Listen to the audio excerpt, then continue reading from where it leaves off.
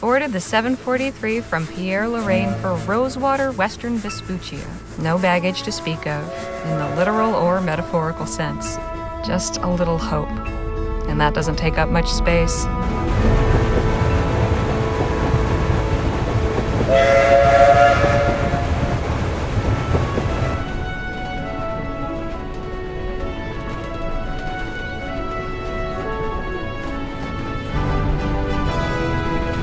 Much has been said about the Western frontier. The perilous wilderness, the lawless towns, and the tough, hardened folk who make their way out there. Usually to get away from something worse. I suppose I'm about to become one of them myself. There's just one thing Rosewater's got that no place else has. An opportunity with my name on it.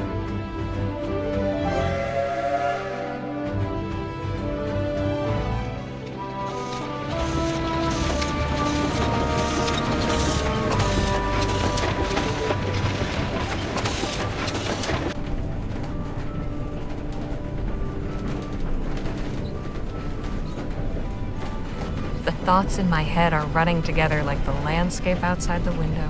Excitement and trepidation and boredom mixing like the scrub and rocks and soil into one long blur.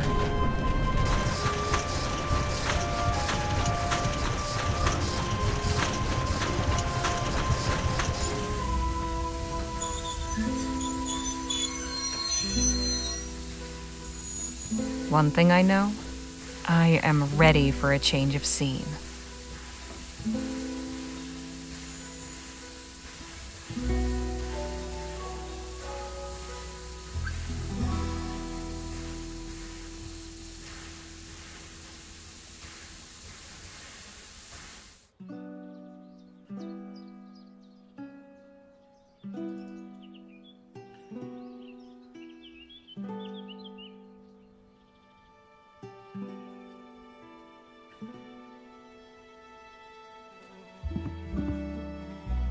Huh.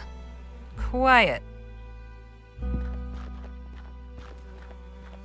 Howdy, ma'am. Allow me to extend the warmest of welcomes on behalf of the town of Rosewater and its inhabitants. Folks call me Jem. And who do I have the honor of greeting? Harley Leger. Delighted to make your acquaintance. Might I assist you with your luggage? That is, if you've got any. I don't. Ah, right. Well, what brings you to our fair town, Mrs. Leger? Miss. And I'm just passing through. Yeah, that's pretty much everybody's story. If they come here at all. Things keep going this way and I'll be out of a job soon. This isn't quite the bustling frontier gateway I was expecting to find, but I heard there was an opportunity at the Rosewater Post. So you're what, some kind of reporter? No, I'm well, I write. Say, I thought you said you were just passing through. Can't a body keep some things private? You want my life story? Wait till I publish my memoirs. Geez, I was only asking. If you found a way to make some money here, good for you. But as official town greeter, allow me to offer a small caution. Rosewater ain't always such a sleepy little town. Hey! Say, I've just remembered another engagement. This how you welcome new arrivals? I have a mind to give you a thrashing. All right, enough of that. Look, I was no choir girl. But I at least had some brains. Word of advice, kid. Don't pick your mark in broad daylight, especially not at a lawman's doorstep. Go on, beat it, or I really will give you something to cry about.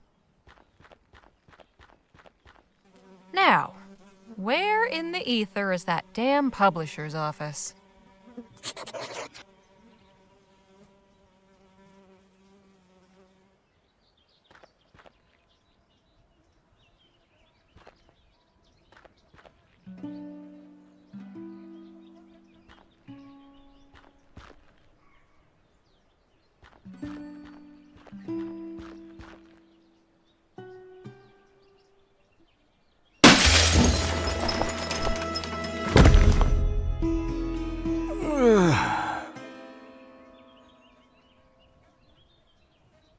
Hey, what gives? 2 feet over and I'd be flatter than piss on a plate.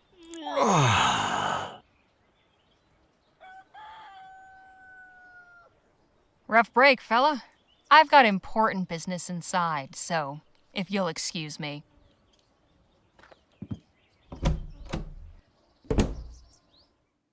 Hello, can I help you with something? I'm here about the writing commission. Ah, yes, you must be Miss Leger. I believe you and Joni exchanged some correspondence on the matter already, yes? Yep, got the letter right here. May I see it, please?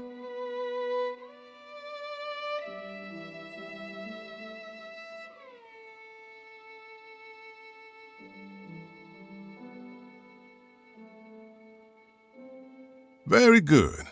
Oh, one more thing. Joni's not one for formalities. First names will do. Noted. Go up those stairs and knock. Thanks. What's your name? Henry Dixon, ma'am. Pleasure to make your acquaintance. Likewise.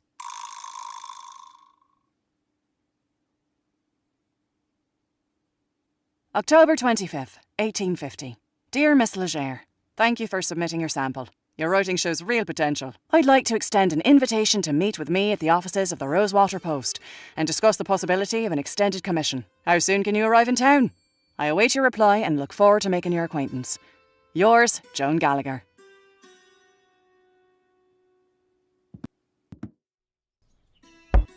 Come in. Hello, Joan. I'm Harley Leger. Ah, yes. Nice to finally put a face to the name. Please take a load off. Whiskey? Bit early for me, but thanks all the same. Sensible. I like that. I, however, have had a morning, so if you don't mind.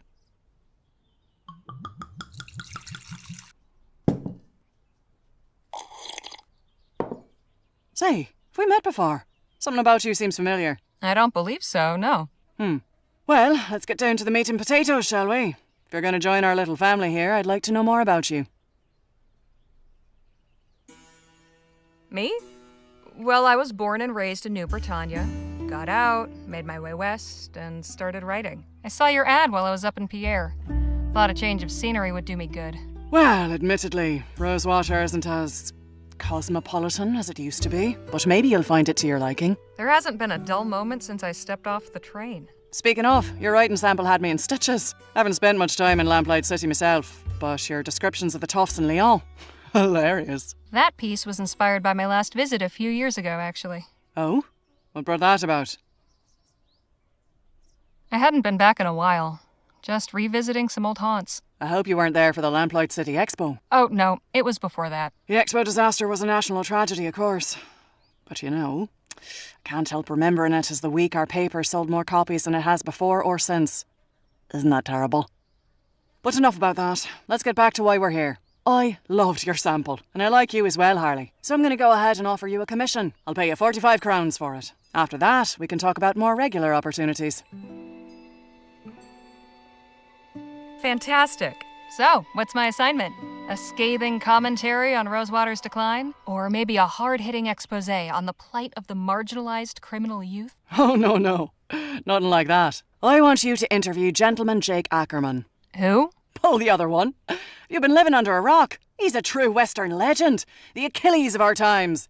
We've got a real opportunity here. A star like that landing in our little town. I'd like something in the vein of your sample. Acerbic and mordant. But maybe not quite so acerbic. So, a puff piece. Good, you're paying attention. I want you to make Rosewater look good too. Show me a real frontier hero in a real frontier town. Where can I find this Jake fellow? He's taking rooms at the Jack of Diamonds just down the road. And his show is opening today at the Opera House. So he should be around for an interview. I don't know how you're situated here, but you're welcome to use the typewriter in the office. I only write longhand, but I'd certainly be grateful for a quiet place to work. Longhand. How charming. Now, if you have any questions before you go, by all means, ask. So, who was the man that went out your window? Not another writer, I hope. Oh, God, no. You're the only applicant we've had. Don't worry about him. Just a rabble-rouser with an axe to grind. Thought he could burst in here railing about my journalistic integrity. Most folks stick to writing letters to the editor. I tried to calm him down, but... well, it didn't go that way. I see. The Rosewater Post reported on the Lamplight City Expo? It was only the biggest story that year. I've still got copies of the article saved. Here, read it for yourself.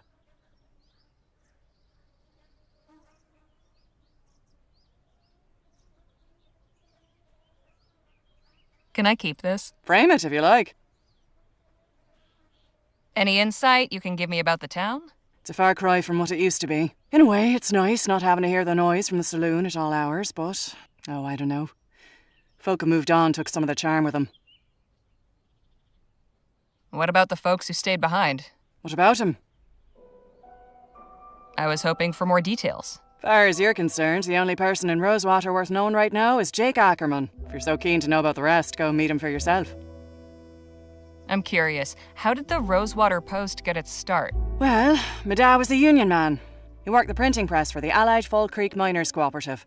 Pamphlets, labour news, that sort of thing. Then the mine owners brought the Blackburns in to bust the whole operation up. My dad was laid up for months and could never work again after. But we still had to eat, didn't we?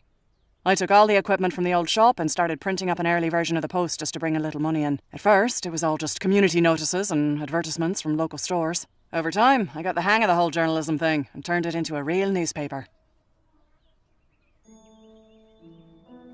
I don't want to seem ungrateful, but couldn't I write about something else?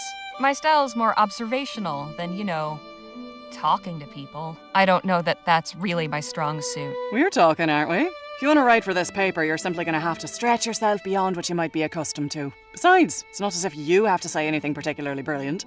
Just get your subject talking and take notes. Finish this assignment and maybe the next one will be more to your liking. I'd best be on my way. Right you are. Wait a minute. What? It's just come to me. I know why you look familiar. You're Spitfire Harley. Goodness. It's been a long time since anyone called me that. I saw you fighting back in 26 at Wellesley Hall in the Chum. You took out a brute twice your size with a right hook. Pow! It was like watching David bring down Goliath. I appreciate the kind words, but that was another life. Maybe so, but for a 14-year-old kid fresh off the boat, it was pretty damn inspirational. Thanks, Joan. Appreciate it. Of course. And please call me Joni.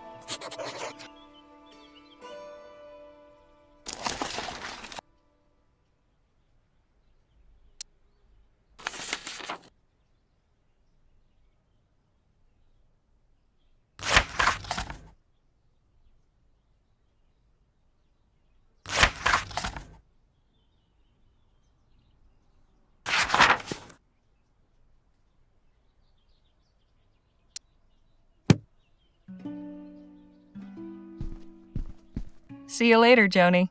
Take care of yourself out there. Spitfire Harley, writing for my paper. Now don't that just beat all?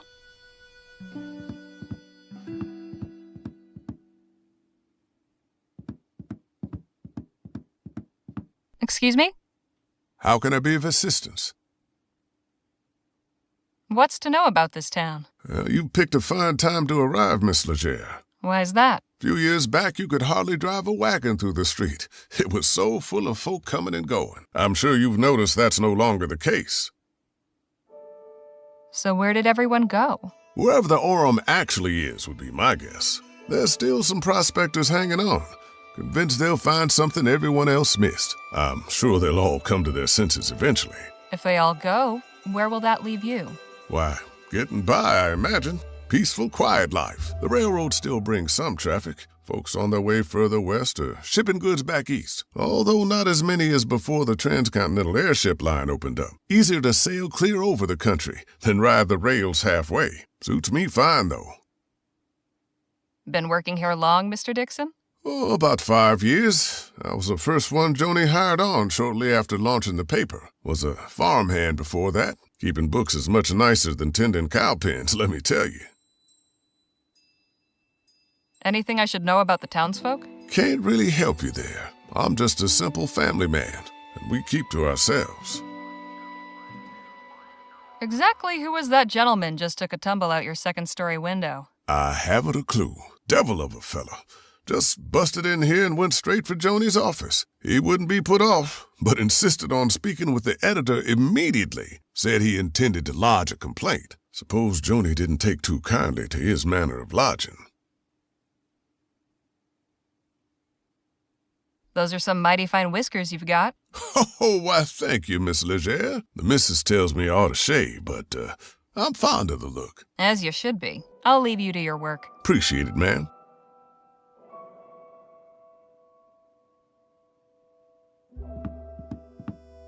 Cozy.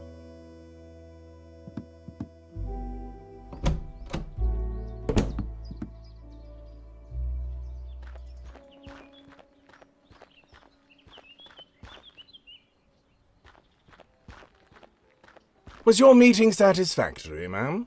Quite so. Did you find any of those butterscotch sweets I asked for? Afraid not. Only taffy and some peppermints. Pity. This place seems to lack even the smallest of pleasures. Shall we?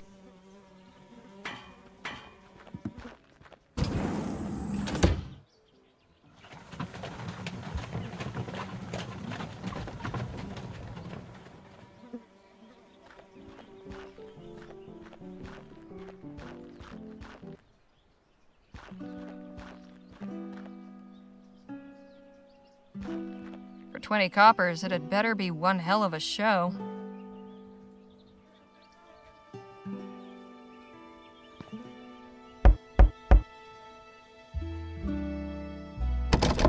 Locked.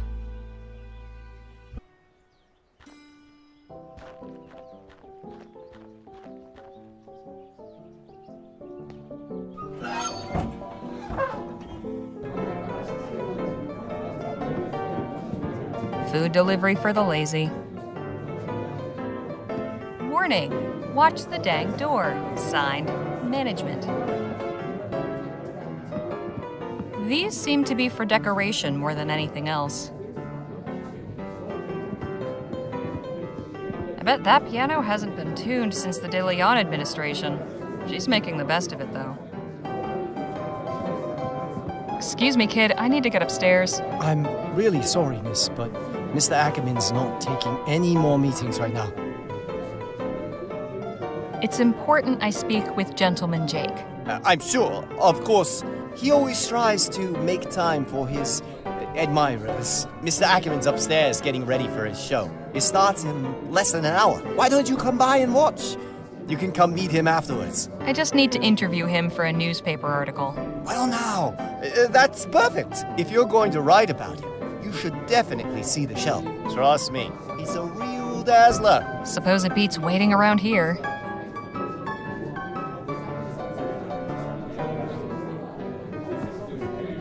The local populace getting sloshed.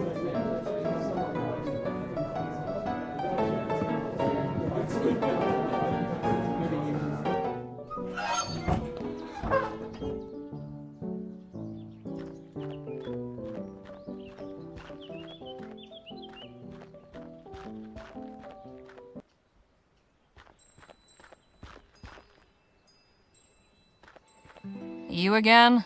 Oh, hey, Harmony, was it? Harley.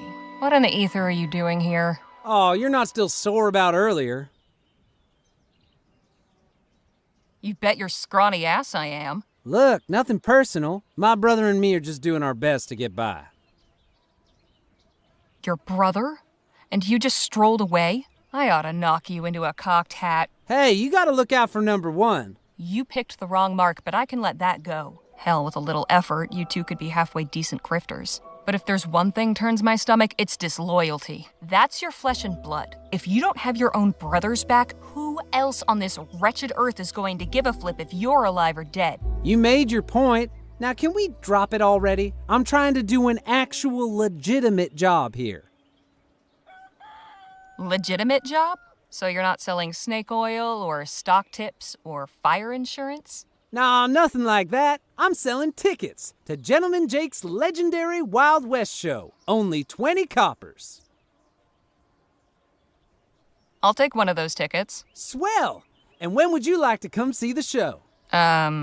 Whenever it starts? Oh, you mean today? Ah, well, I'm afraid I gotta disappoint you there. Sold the last of today's tickets not 10 minutes before you walked up. Seriously? Seriously, this ain't exactly the Coliseum. It only fits so many, and folks around here are real excited to see Gentleman Jake in person. All right, look. I don't need to see some yahoo firing off his pea shooter. I just want to talk to this Jake fellow. And I'm sure Gentleman Jake would be happy to meet you if you had a ticket to get in. Course, I might be able to sneak you in quiet-like, but I'd be putting my job on the line, and I can't afford to lose it now. After all, I have my little brother to look after. Just tell me what you want. Only a small favor. Spit it out. Just help me retrieve something, a small item of great personal value. It's only my pa's pocket watch, family heirloom, you see. What happened to it? It was stolen is what? By that one-eyed scalawag Lola Johnson. Probably stashed it away in the old smithy. She's been squatting in there for weeks now.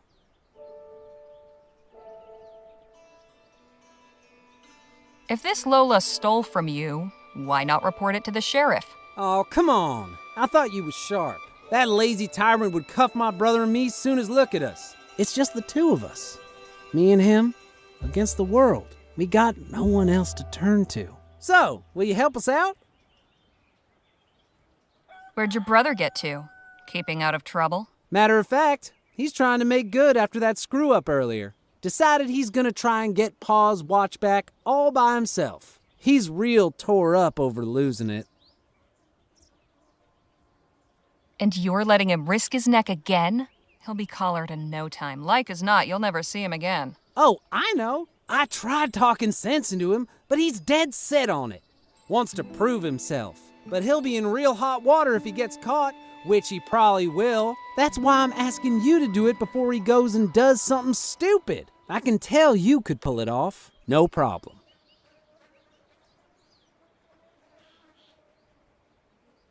You and your brother can go hang for all I care. But I want in this theater, so I'll do it. Swell. You know where to find me.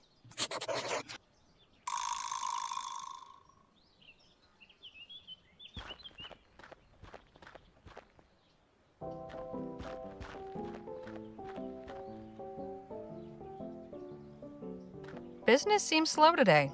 Probably a good thing.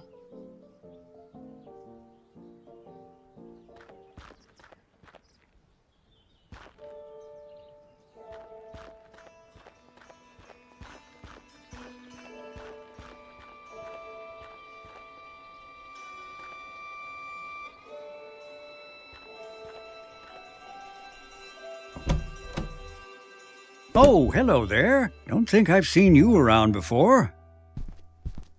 Just arrived in town.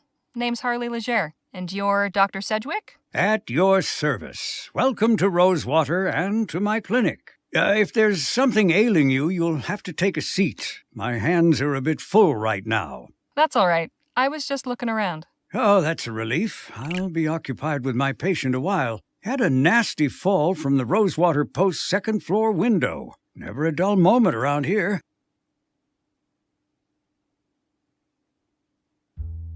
Hey, can you hear me? Oh, I wouldn't try talking to him just now, Miss Leger. I gave him a mild narcotic to numb the pain. He'll be out of sorts for a while.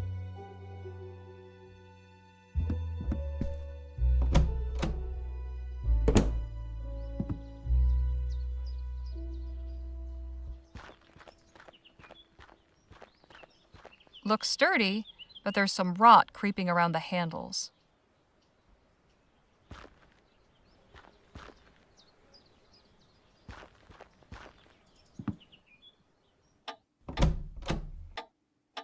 Howdy, stranger. Fresh off the train?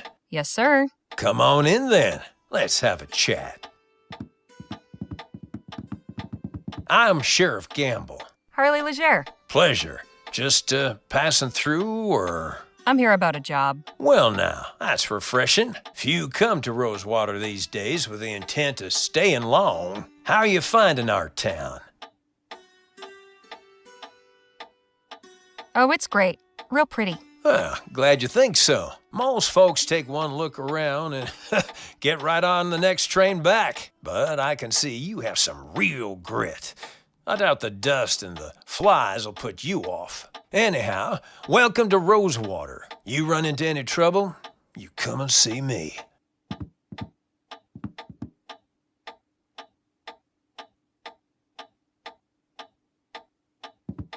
Looks like a pretty rough sort. This fellow still at large? Yep, but I reckon he's left the province. Reminder, confiscated items to be placed in the box below. A lawman with a license? Guess Rosewater isn't so uncivilized after all. Does this license mean you went to sheriff's school?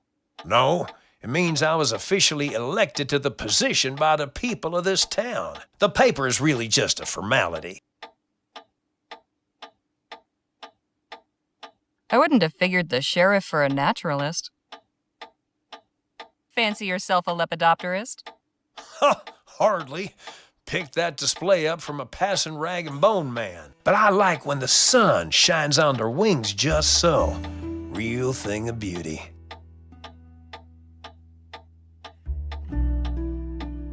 Doesn't look too comfy, but I guess that's the point. Does this cell see much use? Nah, not really. Well, that's fine by me. The less I have to clean out that pot, the better.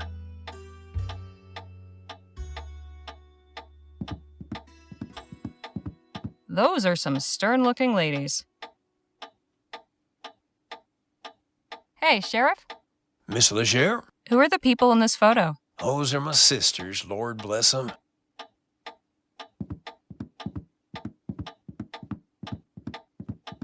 Sadie died a few months after this picture was taken. I'm grateful to have this to remind me of her smile. Mary was always my favorite.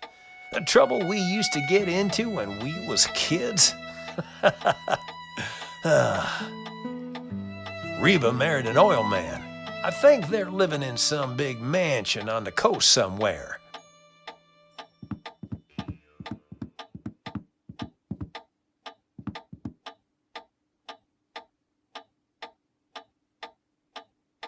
Not a bad view. Hey, Sheriff? Yes, ma'am? What's this photo of? That's a view of Colchester, where I grew up.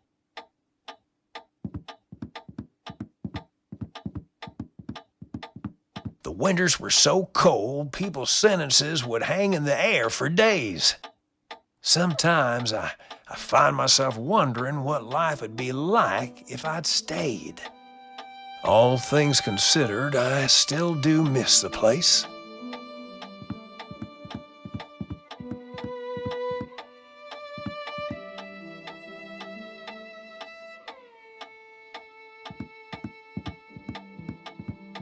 A plain leather bag.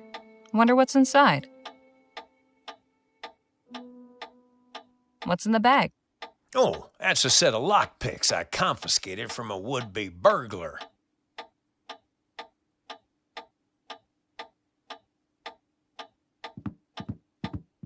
Impressive collection.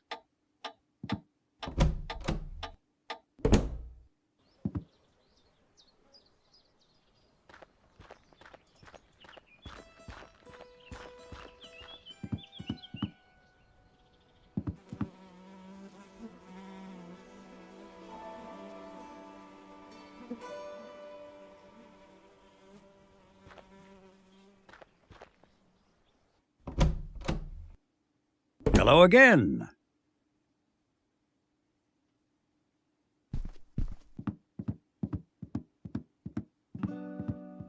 Hey, Doc, is that mess of noodles really what our insides look like? Indeed, Miss Leger. The human body truly is a marvel. I suppose that's one word for it. Well, that's just disgusting. Not disgusting, it's fascinating, awe-inspiring. To each his own.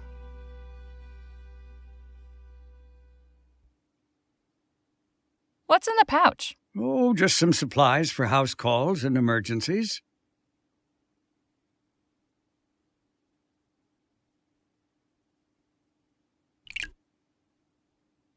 Medical College of Wicks?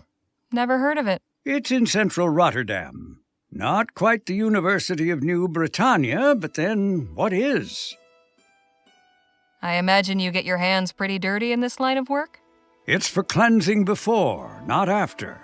I am a follower of the modern European theories, positing that disease follows from the propagation of tiny animalcules living on the surface of the skin. Thorough washing with soap and water is said to eradicate them. Drown the little bastards, huh? Something like that. I imagine you get your hands... It's for... I am positive. Thorough... Drown the... Quite a variety of potions and tonics you've got here, Doc. It's only a small part of the bounteous pharmacopoeia that nature might make available to us, if only we knew her secrets. There is so much to be discovered.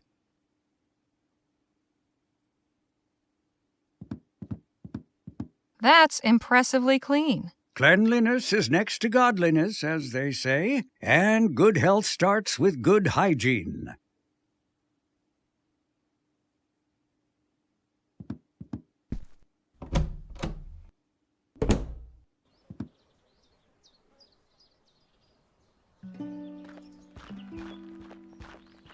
Soft drink crates. A sugary, fizzy way to beat the heat. Nothing inside but a colony of ants. Shame. I could go for a sarsaparilla.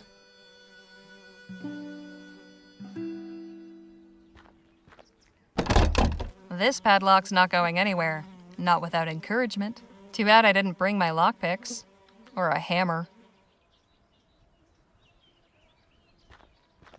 I hope that isn't the town water supply.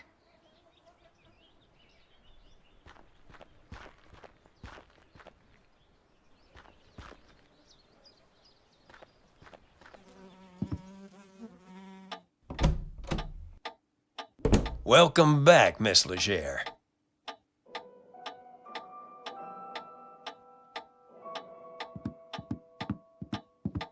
I can't just swipe these from right under his nose. A bag of lockpicks. Tempting.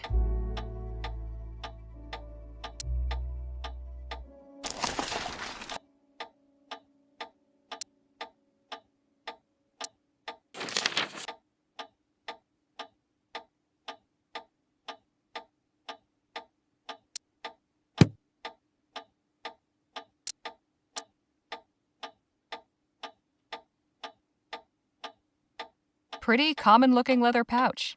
The stuff inside isn't of much use to me.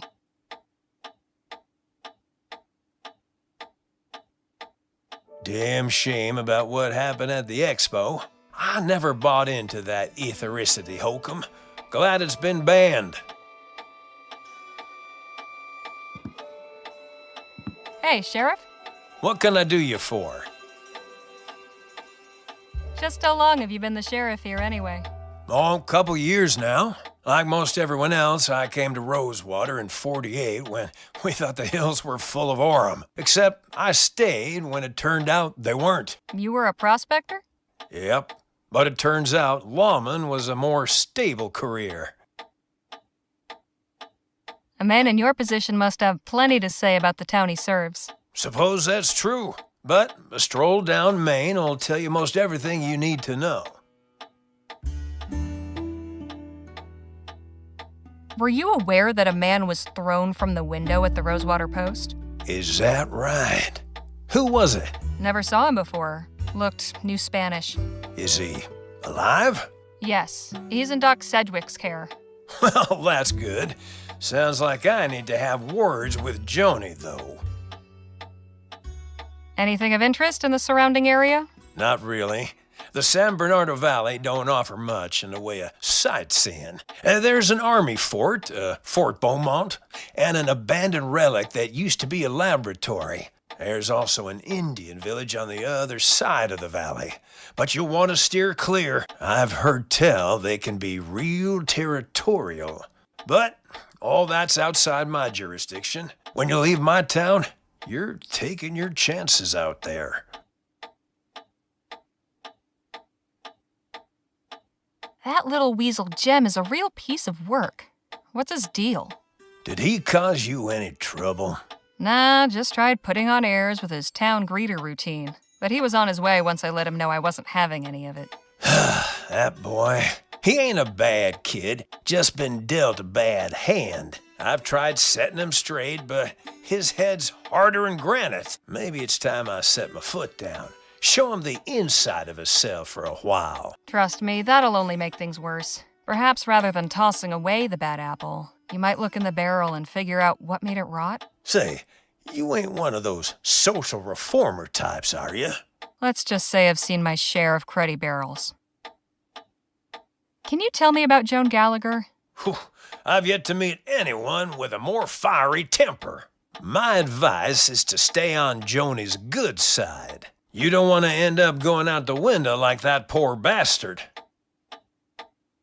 Is Doc Sedgwick on the up and up, or is he one of those frontier quacks? Oh no, Doc Sedgwick's tried and true. Well, he saved the town from a yellow fever epidemic just last year. The doc's pretty much the glue holding this town together. Leastways, that's what he's fond of telling everybody. What's the story with Gentleman Jake?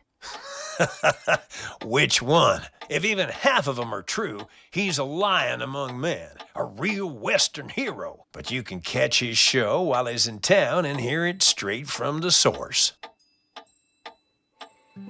Are you acquainted with Lola Johnson? Not really. She mostly keeps to herself. As long as she don't cause trouble, I'm willing to overlook the squatting. I saw a lady coming out of the saloon earlier. She was older, fancy-looking, sounded old country. Any idea who that is? Can't say it rings any bells. Wonder what someone like that'd be doing in Rosewater. Thanks for the chat, Sheriff. Come back anytime.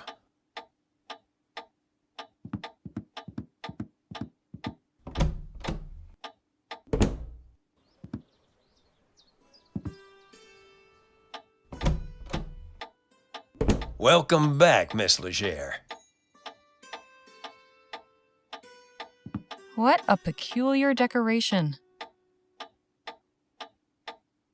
Hey, Sheriff? Miss Leger? Why have you got a horseshoe hanging above the door? Ah, glad you asked. My grandpappy told me a story about a blacksmith who was visited by the devil. The devil asked the smith to make him a horseshoe for his own hoofed feet, you see. So, the blacksmith took a red-hot horseshoe and nailed it straight onto one of his hooves. The devil howled out in pain. He begged the blacksmith to take it off again. The smith agreed, but on one condition. The devil must always respect the horseshoe and never enter any place where one is hung above the door. Hell of a story, wouldn't you say?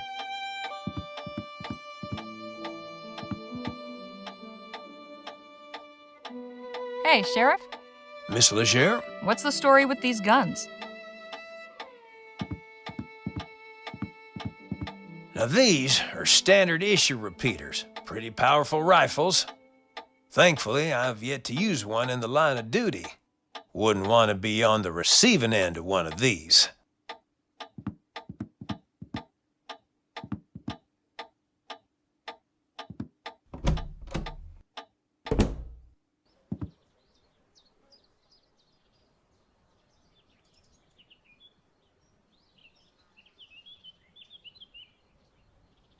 So they do have the law here, in theory at least.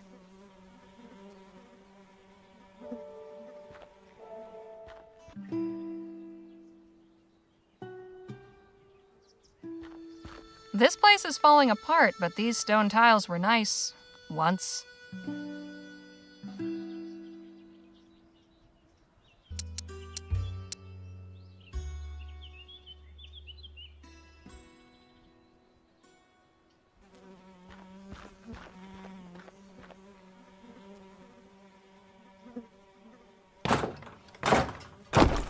That did it. The tile's no good anymore, though.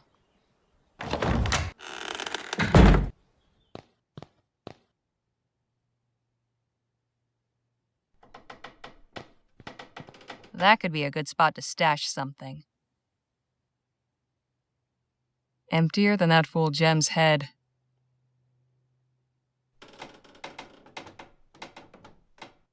The Smithy's cold furnace. No watch, just old Ash.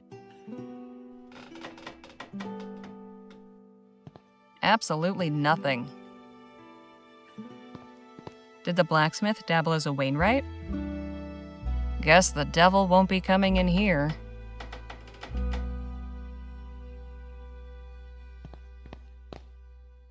Well now, what have we here?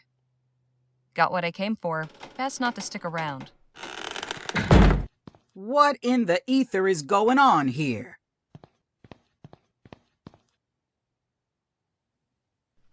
You must be Lola Johnson. That's right, Lola Johnson, who lives here. I thought it had a certain domestic charm. Nice setup you have in here.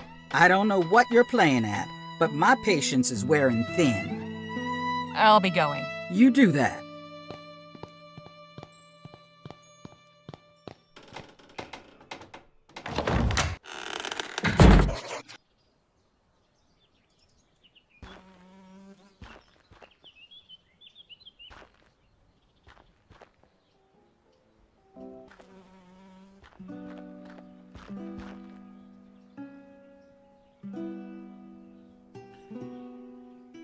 Fancy. Too bad there doesn't seem to be a pawn shop in town.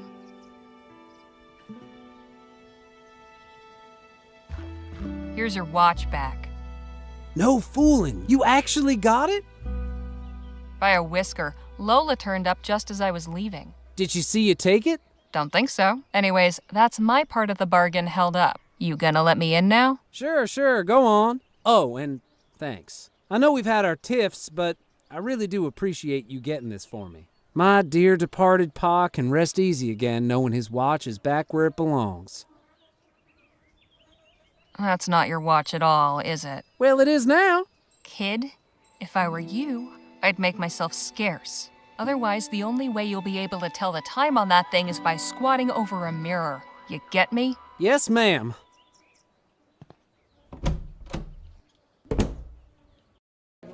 Ladies and gentlemen, boys and girls of all ages, are you ready for some thrills? Are you ready for some excitement? Are you ready for some fun? Get on with it already! And without further ado, now present the star of our show, the last man standing at the Bleachbone Gulch Showdown. The only man to defeat bastard Billy Boakes in a duel. The man who discovered a gentleman, then gifted it to an orphanage. Gentleman Jake Ackerman!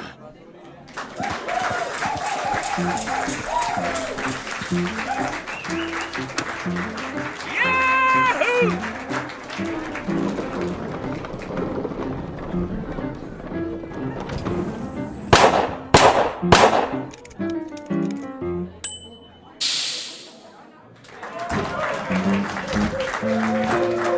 Thank you, Charlie, for that wonderful introduction. Hello, everybody. Welcome to Gentleman Jake's Wild West. We got a heck of a performance for you today, but first, allow me to introduce my brave and loyal assistant, Danny Luo.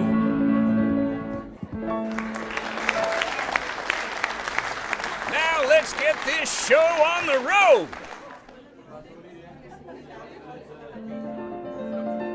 And that, ladies and gentlemen, is how you rope a steer. Keep it going, Danny. Maybe you'll lasso yourself one someday. Woo-wee!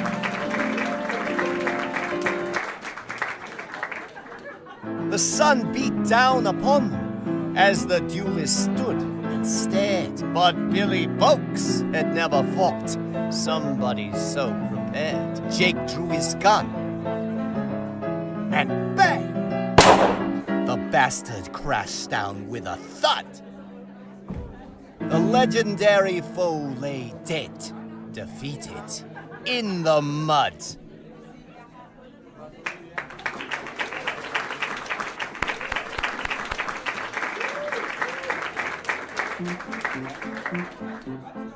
And now for a most challenging proposition, perhaps the greatest feat of marksmanship to which a man can set his sights. You see those 5 juggling balls that Charlie keeps whirling aloft in such a dizzying display?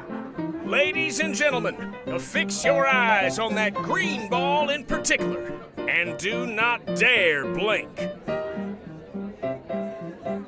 For with but a single bullet, I will pluck it from the very air.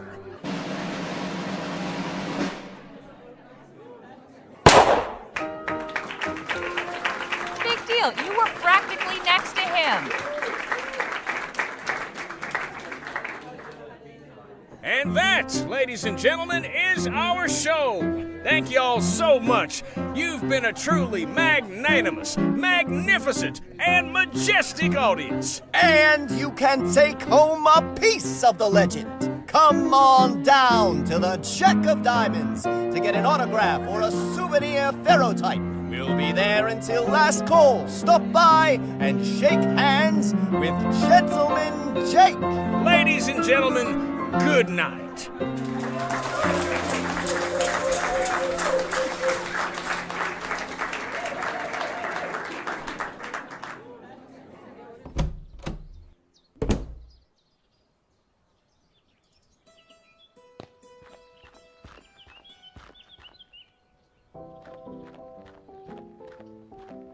I'm telling you, Jake, I need that money tonight. You knew the deal going in, Charlie. There's nothing I can do about it. We'll see about that.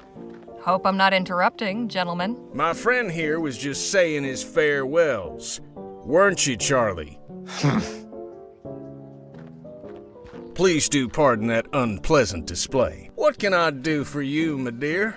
Name's Harley Leger. I'd like to interview you for the Rosewater Post. Well, shucks, it would be my pleasure, Miss Leger. Shall we go upstairs to my room? Beats standing out here in the dust. Lead on. Miss Leger, permit me to introduce my associate, Danny Luo. We've met, actually. Not formally, I suppose. Nice to properly make your acquaintance, Miss Leger. Likewise, Mr. Luo. Please, you can call me Danny. Everybody does. So what did you think of the show? Pretty spectacular, huh? It was all right, I guess. I hope your review will be a little more stirring than that. Wait a minute. The heckler. Was that you? Heckling? Me? I would never. I could have sworn. Reckon I was mistaken. Shall we proceed with the interview? Right. So who is the real Gentleman Jake? Mercy me. That's a hell of a question. Now, I ain't much for philosophizing, Miss Leger, so I'll just say this. In my case, what you see is what you get. I see. Well, okay then. How did you come to pick Rosewater as your latest venue? Simple. Plenty of folk in this town are looking for a good show. I ain't so hoity-toity as to think El Presidio or Los Virgenes are the only places worth visiting. After spending all day bent double over a pan in a creek or working his keister off down in a mine, a man is entitled to some amusement, wouldn't you say? You're clearly a man of great deeds. Which would you say has been your greatest? I value all my accomplishments equally, Miss Leger. To single any one out would diminish the others. I couldn't bring myself to do that. What a noble sentiment. I like to think so. Is there anything that frightens the mighty Gentleman Jake? You know, somebody once told me, fear is only as deep as the mind allows. When you deal with the type of folks out on the frontier that I do, marauders, bandits, desperados, your fears have got to be shallow. Otherwise, you won't last 2 seconds. Hey, Jake, don't you have an appointment with Miss Sally this evening? Damn, you're right. Sorry to cut things short, Miss Leger. I've got another engagement I need to prepare for. I should have plenty for my article. I appreciate your time. Well, I look forward to reading your story in the next edition. Danny, see the lady out, would you? Good meeting you, Danny. Guess I'll see you around. Not to worry, gents. Jake's all yours. Hey, you were in the show. Nice juggling. Thank you, ma'am. Jake! Get your ass out here right now, you four-flusher. Now, what's all the ruckus? Don't play the fool with me, Ackerman. You know damn well why I'm here. You might think you can give me the runaround, but I wonder if my friends here won't convince you to pay up. Charlie. Didn't anybody ever tell you only cowards get others to solve their problems for them? You slum-guzzling bastard. I'm gonna fix that wobbling jaw of yours. Come on up here, then. Are you sure you won't reconsider, Charlie? Shut the hell up and get out of my way. McGuire, take care of the kid.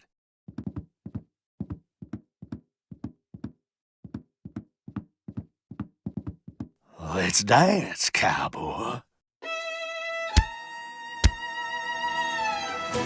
I suggest you clear out while you can, little lady. This can get ugly. From where I'm standing, it's pretty damn ugly already.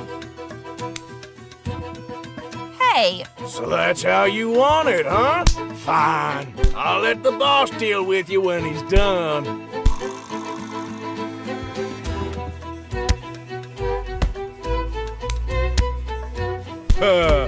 We can do this all day. You're in my way, you lummox. And that's where I'm staying.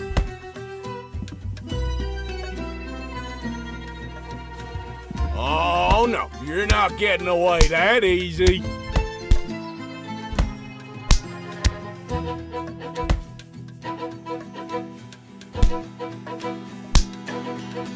Knock his block off. Hey, don't start any trouble, lady. Watch that left jab. Give him a new face. Watch that left jab. Hey, pick on someone your own size. Knock his block off. I'd better do something to stop these fools.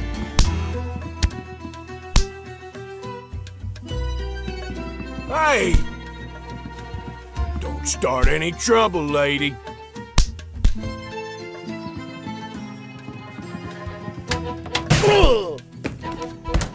Whoopsie daisy.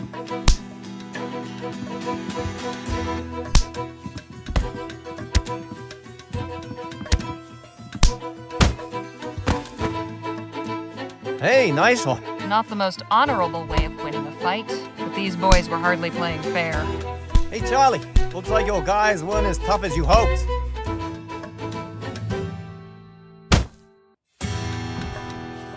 Whoo-wee! That got the old blood pumping. You've got some interesting associates, Mr. Ackerman. If you'll excuse me, I have an article to write. Hang on just a minute. I'd be a fool to just let you walk away after that performance. Come on back up here. I've got a business proposition that may interest you. What about Miss Sally? Oh, she can wait. All right, Miss Leger, I won't beat around the bush. Danny and I are looking to get some folks together for a job, and I think you'd make a damn fine addition to the team. What sort of job? Ever hear of Dr. Bennett Clark? Of course. The etheric researcher. What about him? Dr. Clark moved out here not long after the big disaster back in Lamplight City. He kept up his research, even did some demonstrations at the Opera House. Till one day, he just up and vanished. Nobody's seen hide nor hair of him in nearly a year. So is he dead or what? That's the thing. Nobody knows. But the real question is what he left behind. We're going in search of Dr. Clark's fortune. Come again? The feller was loaded. Somehow he managed to talk a bunch of big money investors from back east into financing his research. All those gizmos and doodads don't come cheap, you know? We find his stash, we'll all be rolling in it for years to come. Stash? What stash? Surely it's all just numbers on a ledger somewhere. Nope. I'm telling you, he kept his assets in cold, hard cash. So you're looking to rob a man blind just because nobody knows where he is? Now, nothing so uncouth as that. Picture this, a swashbuckling pirate captain, his vessel freighted with treasure. The vast fleets of law and order circling him, closing in. He digs a hole in the sands of some sun-kissed tropical beach to conceal his ill-gotten loot and makes himself scarce. Circumstance conspires to deprive him of the opportunity to return. Now, he's the brave treasure hunter who seeks and unearths the bounty guilty of robbery? Or is he just returning to the world what would otherwise lie forgotten and worthless? See, we're not after Clark's personal wealth. The money in question was meant to bankroll his etheric research. Since that's been outlawed, he can't touch it. And it's a drop in the ocean for the investors. They'll never miss it. How many folks are you planning on bringing into this? That depends on what we find. But I promise you, we'll all get a fair split, enough to make it all worthwhile. What's your plan? Clark had a lab nearby, a couple miles outside of town. Last place anybody saw him. We poke around there, retrace his steps, and it should lead us straight to the loot. Uh-huh. Now, call me crazy, but I get the impression you're not entirely convinced. Truth be told, I'm not. How can you be sure Clark isn't just holed up in some cave with his cash? Or that someone didn't off him so they could claim it for themselves? We follow Clark, and whatever vanished him could end up vanishing us, too. I admit we're asking you to put a lot of faith in us. Hell, I'd probably be just as incredulous were I in your position. Mr. Ackerman's a good man, Miss Leger. He's never led me astray in all the time I've known him. I appreciate it, Danny, but I think Miss Leger's gonna need a little more than just your word. Look, I've known quite a few moneyed folk in my time. They all got one thing in common. You know what that is? They couldn't give a rat's ass about folks like you and me. I admit I cannot emphatically contradict you there, but not what I meant. So what do they have in common? They're good at keeping their money safe. Clark's cash is out there. I just know it. As far as your safety, you just took out a couple of brutes twice our size. It's plain to see you can take care of yourself. I'm pretty good with my pistols, and Mr. Ackerman can talk his way out of anything. But we could use somebody who's good in the fights. Besides, stick around old Jake long enough and you'll have enough material to write a whole book. Forget a measly little write-up in the local rag. I'm offering you a front row seat to a much better show. So, what do you say? All right, Mr. Ackerman. I'm in, but try anything funny, and I walk. Understood. You won't regret this, Miss Leger. We'll set out for the lab at daybreak. And please, call me Jake.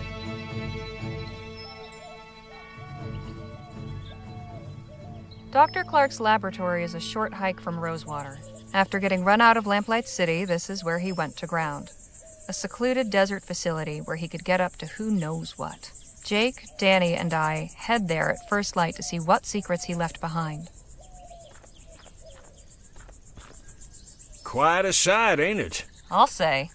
What the hell was Clark doing out here? That's a question for minds greater than ours, Miss Leger.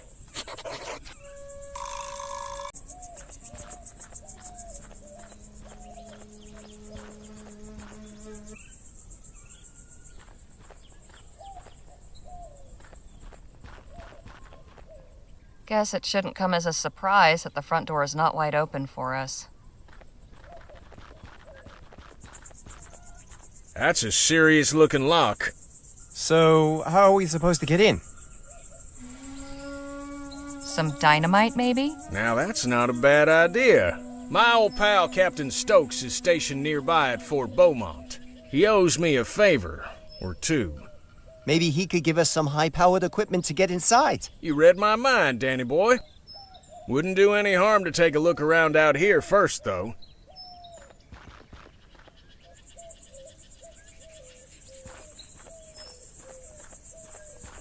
Dr. Clark really liked his sarsaparilla. There must be at least 30 empty bottles in these crates. I once drank 10 bottles of sarsaparilla for a bet. Did you win? Well, yes, and no.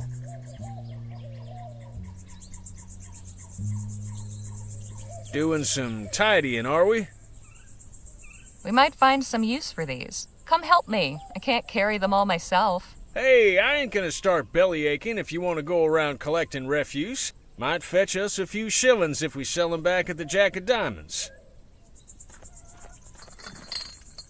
There you go. And some for you.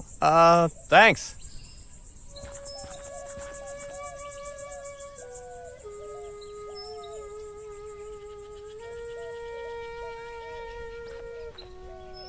Can we talk? What's on your mind?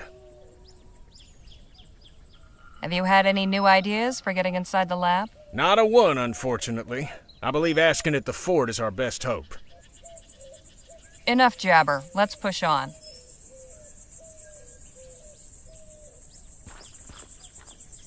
Hey, Danny? Ma'am? We should get a move on.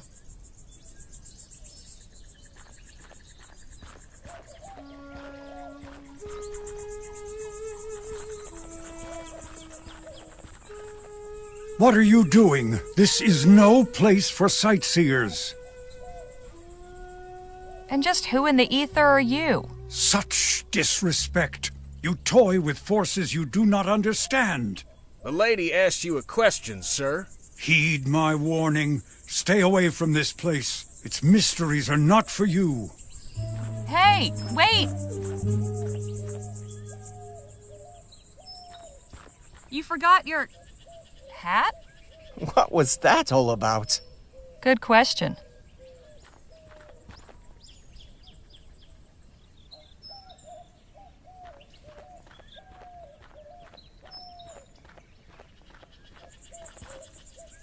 No sign of that odd bearded fellow. I wonder where he scampered off to. I reckon we got ourselves bigger fish to fry right now, Miss Leger.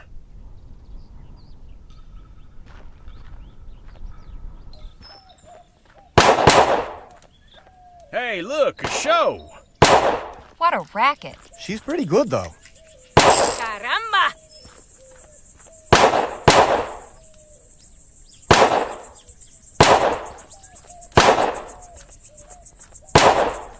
Hey, anybody in there? What is it? We'd like to come in, please. More unannounced visitors? Must be my lucky day. What country exiled you? None.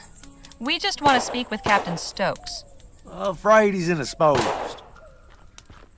Why don't you tell Stokes that Jake Ackerman needs a word? Gentleman Jake? At your service.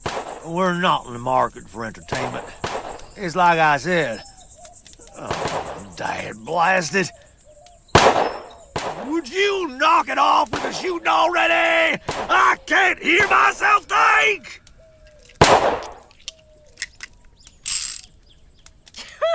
You call yourself a soldier when the sound of gunfire sets you quivering like a coward? Pathetic. Look, I can't help you. I'm sorry. I wouldn't be asking to see Captain Stokes if it wasn't important. I opened the gate for the last person who said that to me today. And what did I get as a reward? His 2 cronies raising hell for the past hour. No, ma'am, not again. Carry on, soldier. Right.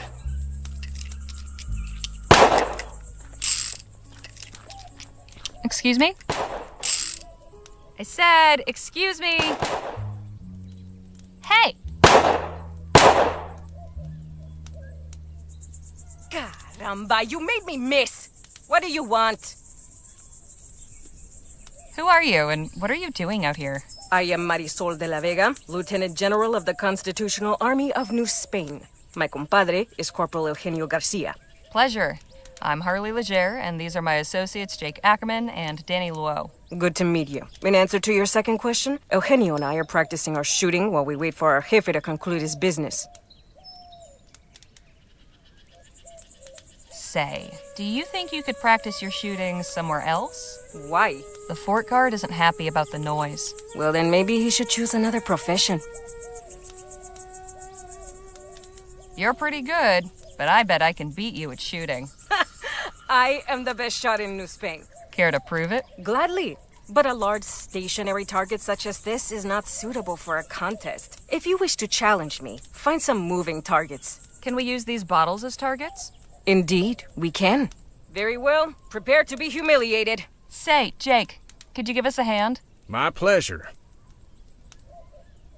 How many bottles are there? About 30. Then we will each shoot at 5. Whoever breaks the most wins. Sounds fair. I am feeling generous this morning. Would you like the opportunity to practice first? Kind of you to offer, but I think I can hold my own. Suit yourself. Ready with those bottles, Jake? Yep, get ready. Set. Here we go. I'll get the next one. Here we go. You missed. Bottle in the air. Damn it. Incoming. You missed. Bottle in the air. You missed. My turn. Here we go. Dale. Incoming. Anda. Here we go. Take that. Incoming. Take that. Bottle in the air. Híjole. I win. Better luck next time, sweetheart. Vaya. Can we talk? What's on your mind?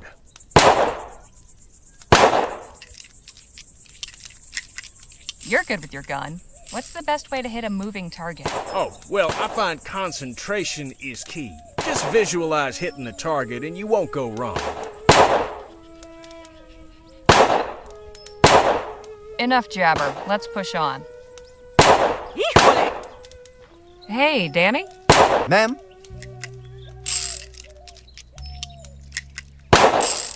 We should get a move on. Anda! Hey! You again. What is it now?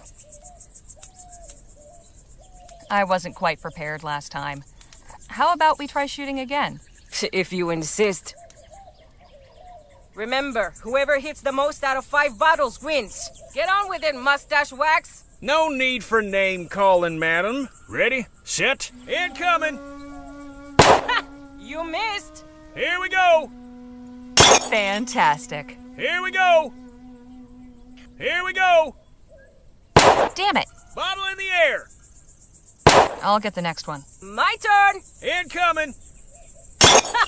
Take that. Bottle in the air. Take that. Here we go. Take that. Here we go. Take that. Here we go.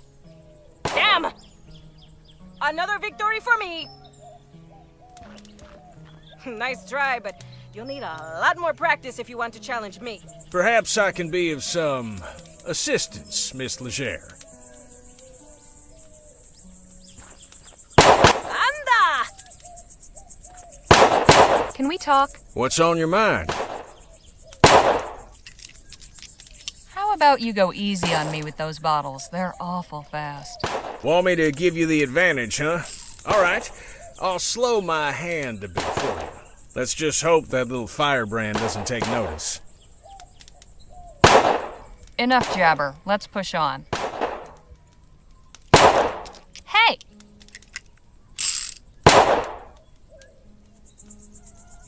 You again. What is it now? Third time's the charm. Let's go again. I'm beginning to think you enjoy losing. Let's get this over with. Ready, set, bottle in the air. Damn it. Incoming. You missed. Here we go. Damn it. Bottle in the air. You missed. Here we go. Damn it. My turn. Here we go. Dale. Bottle in the air. Take that. Incoming. Anda. Here we go. Dale. Here we go. Damn! Another victory for me! Didn't even stand a chance. Híjole! Hey, Danny? Ma'am? Shooting's clearly not my specialty. Think you can teach that show-off a lesson? It'll be my pleasure. Excuse me, ma'am? What do you want, boy? I think I'd like to beat you at that bottle shooting. Oh, this is gonna be good. All right, kid, let's see what you got. Why don't you go first? Show me how it's done. My pleasure. Ready, set, incoming! Híjole! Here we go! Anda! Here we go! Dale! Here we go! Híjole! Bottle in the air! Anda! Let's see you beat that. Ready, Danny boy? Yep. Don't worry about the warnings. Just throw.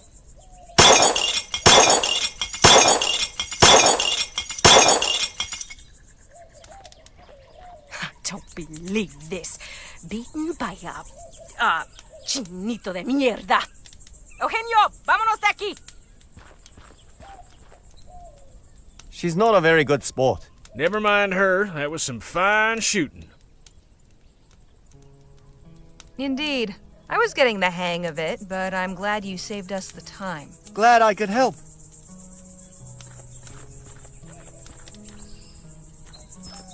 Hey, guard! What is it? Sure is a nice, peaceful morning, isn't it?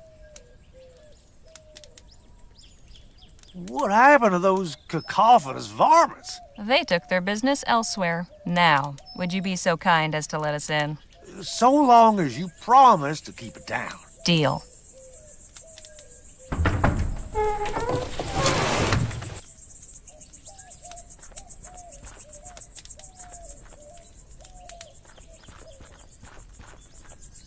Well now, what have we here? I appreciate your hospitality, Captain, but I must admit I am perplexed by the change in your position. It's not my position, General Marquez. It's the position of the government of the Commonwealth of Vespuccia. I have some discretion in the execution of my orders, but I'm sure you can appreciate that there's a chain of command. I am, of course, most grateful for the aid you have rendered in the past. I am sure that your recommendations carry weight with your superiors. If you would be willing to lend your influence in support of our cause. Perhaps we can speak of this at another time, Mr. Marquez. As I said, I have other concerns to deal with. Of course. I look forward to our next meeting. Captain Stokes, you're a difficult man to see. Ackerman, how the hell are you? Leave this to me. I'll have Stokes eaten from the palm of my hand. Good day, Captain. Madam? Just a moment. I have seen you before. Doubtful. I'm sure it's someone else you're thinking of. No, I am quite certain. Of course, the newspaper office. You left me lying in the street. I'm sorry, but I had things to do. Ay, por Dios. Is there not one selfless person in this country? Look, if I see you falling out any more windows, I'll pull out my net. Fair? Amusing. What's your name, anyway? Harley Leger. This is Danny Luo, and over there is Jake Ackerman. Sir? I am General Filomeno Marquez. Though Filomeno seems to be difficult for you Vespuccians, so you may call me Phil. Phil it is. Good to meet you. And you, I suppose. What brings you to the fort? We were in the area and thought we'd pay a visit. A social call. Jake seems to think Stokes can help us get into the abandoned lab that's near here. And why might that old ruin interest you, eh? We were thinking it might make a nice hotel. Just need to spruce it up a bit. Then we can charge folks for rustic desert stays. Ah, I see. You were attempting to make a joke. In any case, there may be something in there to interest me as well. In fact, I could get the laboratory open so we could both go in, if Stokes were not so stingy with his munitions. How do you mean? My specialty is demolitions and explosives.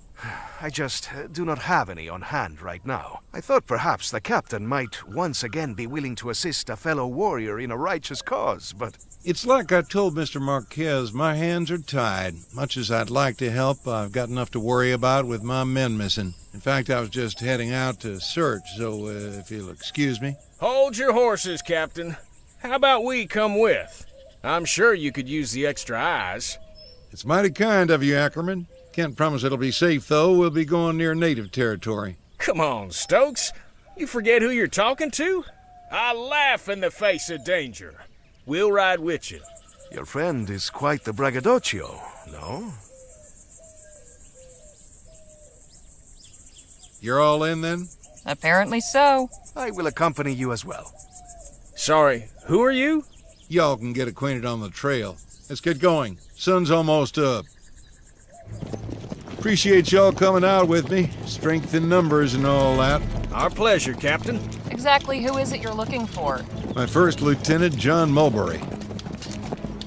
You've been stationed at Fort Beaumont long? Nearly 4 years now. For the most part, it's a fairly quiet post. Of course, Rosewater's nearby and usually good for a diversion. On that note, I'd be honored to have you at my show, Captain. Ah, yes. Soon enough, Ackerman. Keeping the peace around here don't leave much time for leisure once things settle down. Although if the natives have taken it into their heads to start antagonizing our patrols, it may be a while yet. How do your soldiers and the natives get on with each other? Not too well, I'm sorry to say. We've allowed them their space, left them in peace, but somehow that ain't enough. They seem temperamentally disposed toward causing trouble. Have you tried asking what's upset them? Miss Leger, with all due respect, you've no idea what you're talking about. We've already given these folks an inch, but they have taken a mile. The government's tried appeasing them with treaties and such, but those ain't worth the paper they're written on. You'd sooner reason with a coyote. Well, I think... Ah! Engines!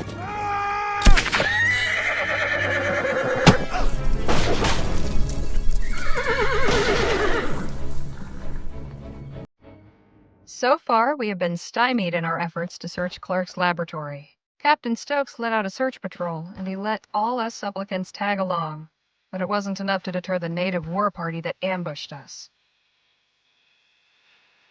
Stokes slipped the trap laid for him, leaving us four to stand in his stead. Now we await intelligence of our captors and some sign of our fate. Well, isn't this a fine turn of events?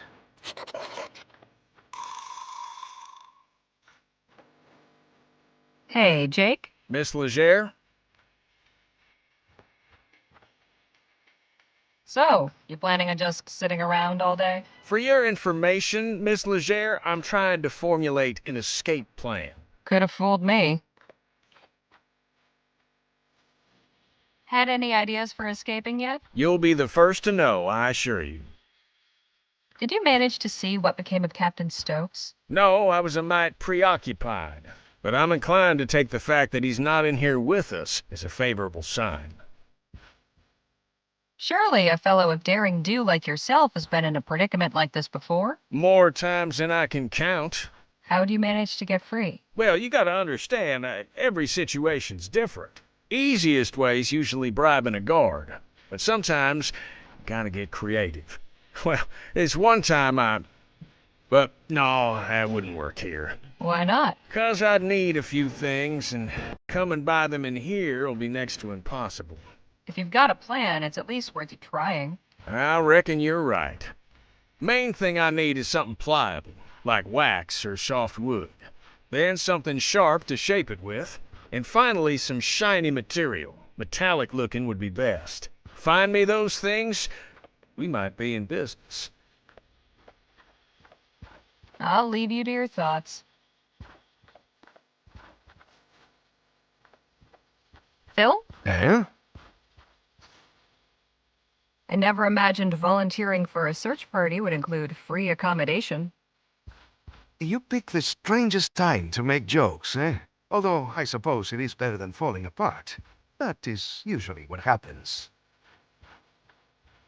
Did you see what became of Captain Stokes? Yes, though I wish I had not. Pinche cobarde. That doesn't sound like a good thing. He turned and ran, took his men and abandoned us. To think I held him as a man of honor. Bastardo! Whoa! Easy there, Phil. Forgive me, but I cannot abide a deserter. It takes a low sort to abandon someone who's counting on you. I'll just be over here.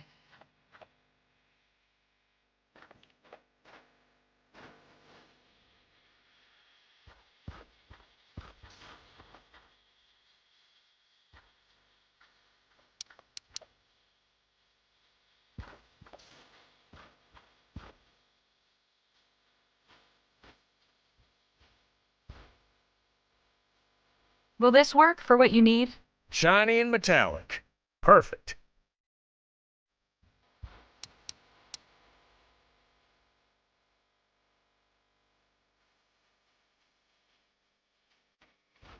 This sharp enough for you? It'll do, it'll do.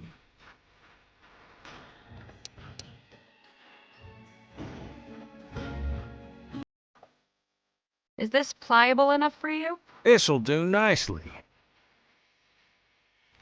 Well, I'll be a monkey's uncle. You got everything. Sure did.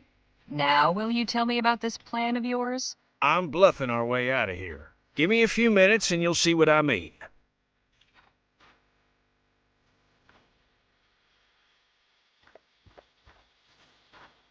Voila. You carved a gun out of soap and wrapped it in tinfoil? That's right. It's certainly creative, I'll give you that. Necessity is the mother of invention, as they say. Anyhow, soon as somebody comes in, I'll draw this and catch 'em off guard. You knock 'em out in the confusion, then we make our escape. And you have confidence this will work? These folk don't know firearms, they can't tell the difference. But, what if... Hello in there? I'm coming inside. Well, ain't this fortuitous?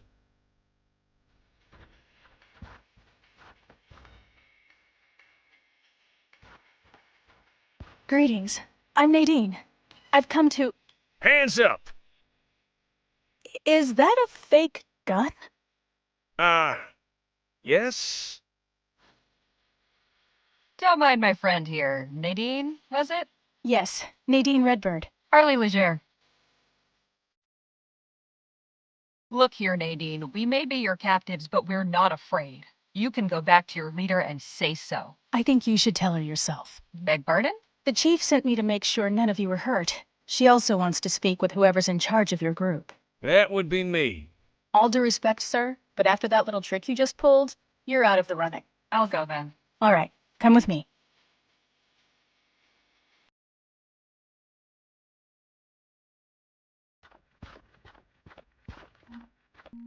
I bring you Miss Harley Leger, representing the captives. Thank you, Nadine. You may return and tend to the others. I will. Enter and be welcome.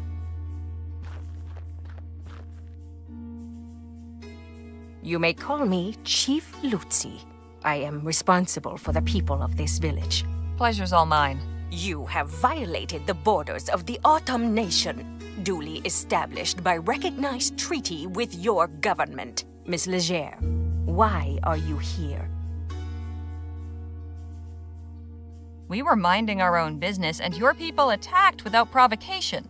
Not without provocation. A defense, after your leader sent a strike force to assail us yesterday. We have nothing to do with the fort. Who are you, then? I'm a journalist for the Rosewater Post. My companions and I are researching Dr. Bennett Clark. We only came to Stokes to ask for help getting inside the abandoned laboratory on the other side of the valley. Thought maybe you could spare some dynamite or something. But first we had to ride with him to find First Lieutenant Mulberry and his missing men. I see. What did he tell you of us? Let's just say he didn't paint a very pretty picture. Unsurprising. Do you share his opinion? Well, you haven't killed me yet, so I'd like to take that as a good sign. The Autumn mean you no harm, Miss Leger. However, for months, the fort soldiers have routinely violated our borders and harassed our people. Just last night, a band of them came, led by this man, Mulberry. They attacked us in our fields and set fire to our crops. So what happened to the soldiers? One fled, another was killed. As for Mulberry, we captured him. He is under guard in one of our empty storehouses. Stokes has turned our village into a prison. And now he is recruiting civilians to come after us. I fear this will not end until everything we have has been turned to ash. But I cannot allow that. Something must be done. We need to show Stokes that it's in his best interest to leave you in peace. I agree. And I believe I know a way to do that, which will benefit us both. I'm listening. Our scouts have observed an army wagon making regular deliveries to the fort from Rosewater. It comes in the night, when few others are willing to travel, and always it arrives a day or two after the train stops in town. Then that would be tonight? I just arrived on the latest train into Rosewater. Yes, exactly. I cannot know for sure, but I believe this wagon carries supplies, along with weapons and munitions. The soldiers use these to strengthen themselves, then come and deprive us of what little we have. If you and your people were to obtain them, it would be to our mutual benefit. We would have a means of defense. You would have the tools to enter this laboratory, and Stokes would be deprived of his armaments. You're proposing we raid a military supply wagon? That sounds awfully risky. Our peaceableness has brought us no safety. In doing nothing, we risk extermination at the hands of these men. Tonight, then, huh? Tonight, or not at all. The cover of darkness will be to your advantage. Our scouts have also noted that only 2 men guard the wagon. Guess I'd better tell the others and get to planning. You are welcome to rest here in the meantime. Thank you, Chief Lutzi. May the Earthmaker guide you.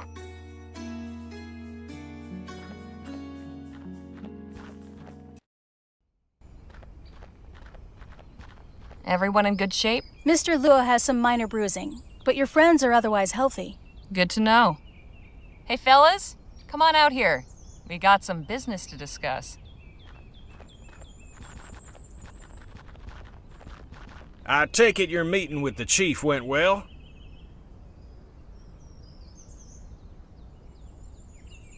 Very well. In fact, we came up with a plan for how we can help these people and get what we're after. I hope you boys are ready for a little excitement. Always. Turns out the reason Mulberry didn't come back is that he was taken prisoner while conducting an unprovoked raid on this village. A raid Stokes himself ordered. What? Army soldiers have been crossing into Otham territory and attacking them without justification. It's true. I have treated many of the wounded myself. Hijo de la... We cannot let this injustice stand. That is troubling. But what can we do about it? Chief Lutzi suggested we hit him where it hurts, the fort's supply chain. So we'll be carrying out our own raid on a delivery wagon. And to think just yesterday you were having reservations about robbing folk. Reckon it's true what they say about the frontier changing people. Desperate times call for desperate measures. Phil needs dynamite to get into the lab. This is our chance to get it. And help these people too, right? Of course, but we've got to consider our needs too. Now listen up, because we've got some preparations to make. And the wagon will be coming through tonight, according to the chief. We can get the munitions Phil needs to get us into the lab, along with some weapons and supplies for the Otham. The old 1-2 punch. I like it. Only question is, what's the best approach? I'm thinking we create a distraction. We get the wagon to stop, then you and I keep the driver occupied while Danny and Phil sneak the stuff out. I prefer a more direct approach. You said the wagon was poorly guarded, eh? We have enough fighters to overpower them. When they see they are outmatched, we should be able to take what we need without firing a shot. Wouldn't it be better to do this without drawing any attention? You could set up a roadblock, then sneak out what you need while they investigate. All good plans. Have you got anything, Danny? No, but I think we should be careful. Something like this could so easily go wrong. So, what's it going to be? I think Phil's got the right idea. Excellent. Marisol and Eugenio will be glad to lend their guns to some better use than target practice. Say, Miss Redbird, think you might join us? Having a doctor along wouldn't be a bad idea. Of course. Well, we better get ready. Let's hope this goes off without a hitch.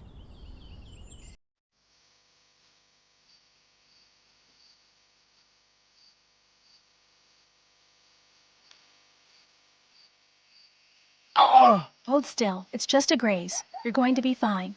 Cállate, Eugenio. No es para tanto. Poor kid. Alas, in battle, such things cannot always be avoided. At least we prevailed. I suggest we get what we came for. Let us see what we can find.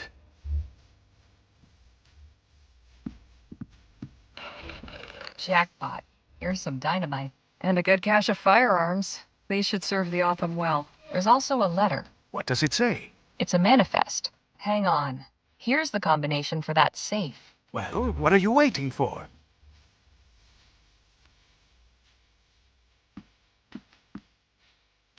I'll be damned. What is it? Bars of Aurum. Lots of them. Excelente! Let's take them. They're marked. No good to us. What do you mean?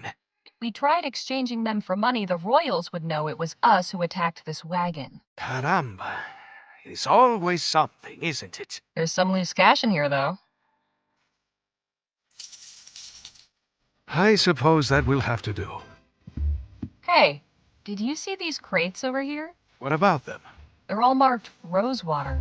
Why would supplies for the town be sent to the fort? Excellent question. We have wasted enough time. Let us make our exit.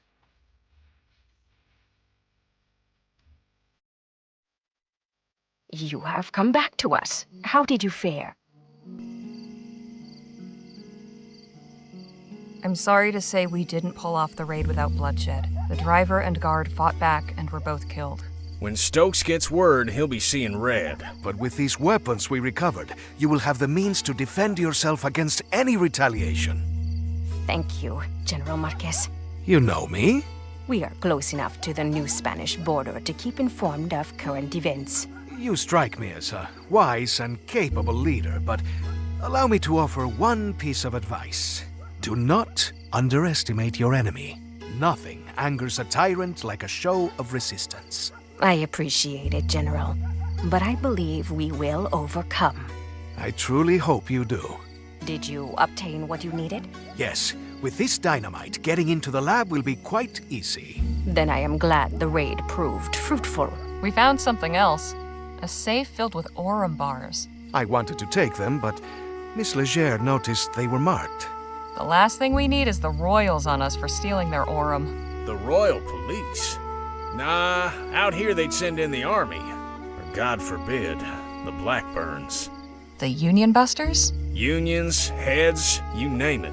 The big question is, why send Aurum to the fort? An intriguing line of inquiry, but I ain't sure the fort's dealings should concern us. Perhaps not, but I am curious as well. Something unusual is happening here.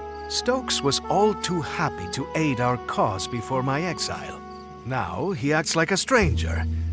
It cannot be a coincidence. Lieutenant General, I want you to begin an investigation of these shipments. See what you can find out. Entendido, Comandante.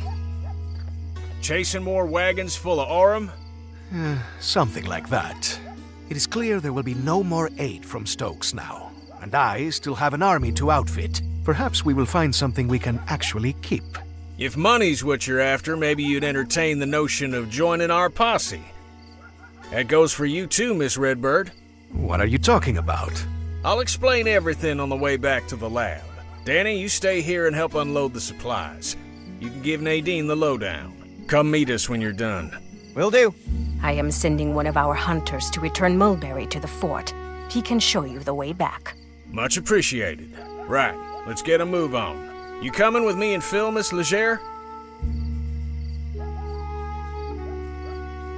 You better believe it. And can it with the Miss Leger bunk? It's Harley. Duly noted. Now let's get going.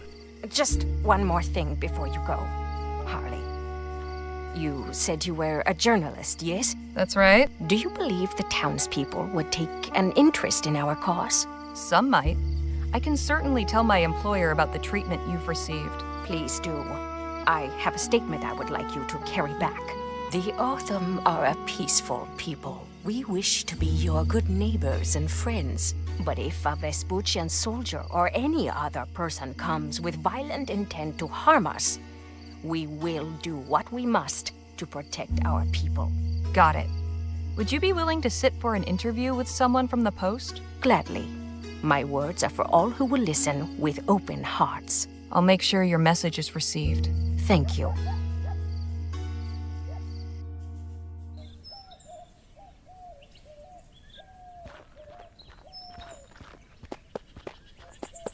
Thanks for showing us back, partner. We can take it from here. Well, would you look at that?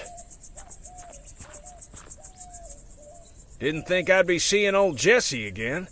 I'm keeping this arrowhead as a good luck charm.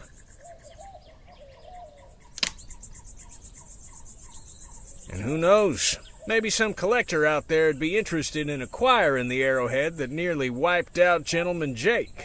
Híjole, is he always like this?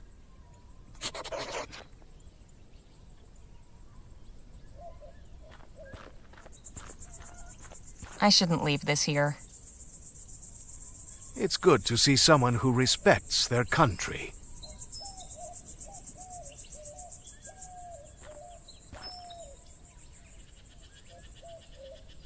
You're quite certain you know what you're doing? Just leave everything to me, and stand far, far back.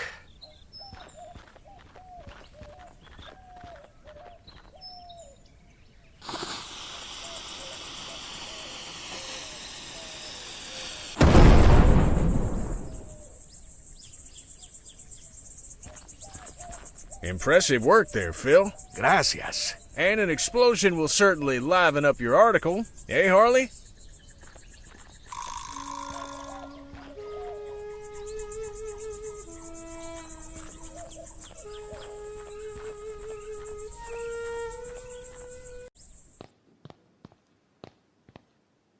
Well, slap my behind and call me Betsy.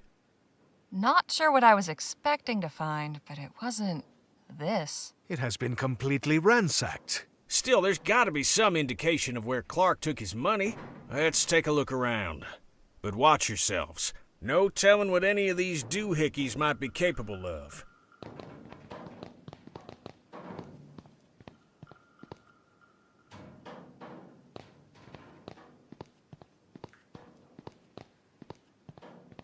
Not much left.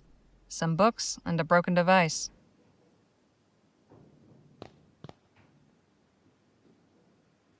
Is this some kind of combination or code?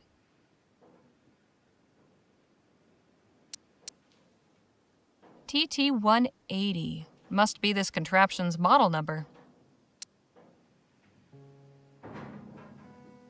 What in the ether is this thing? I wouldn't get too close.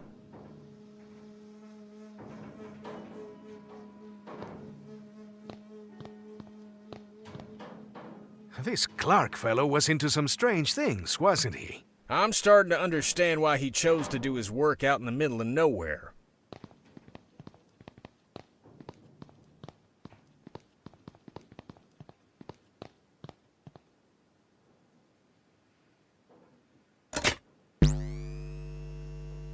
No good. There's some power getting through, but it needs more. I can't remove it with my hands. I'll need a tool to unscrew it.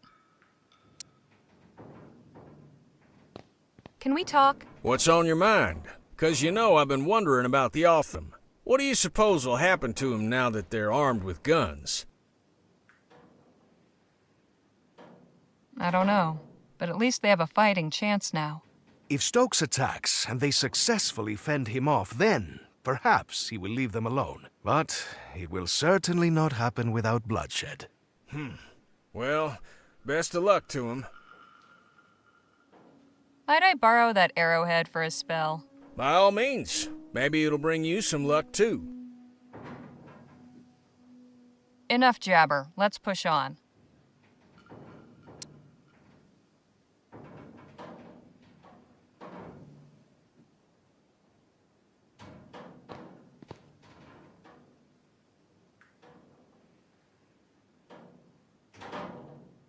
Let's see if this works.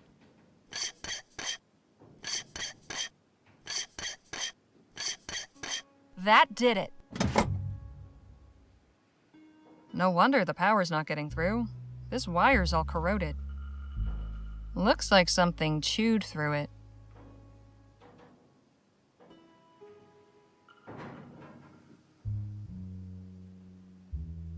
I hope this isn't considered treason.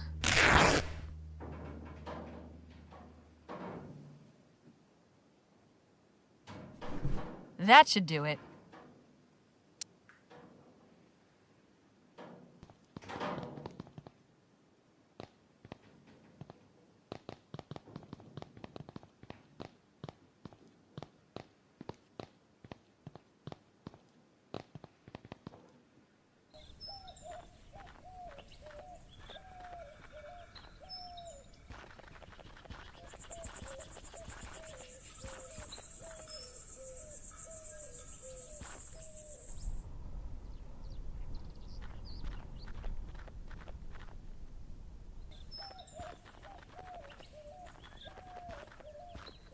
Dios mío, what is this abomination?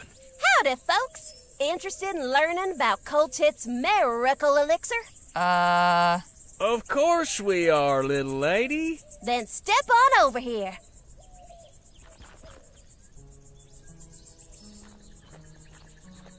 Boy, oh boy, I sure wish I was you. Beg pardon? Why, today's your lucky day.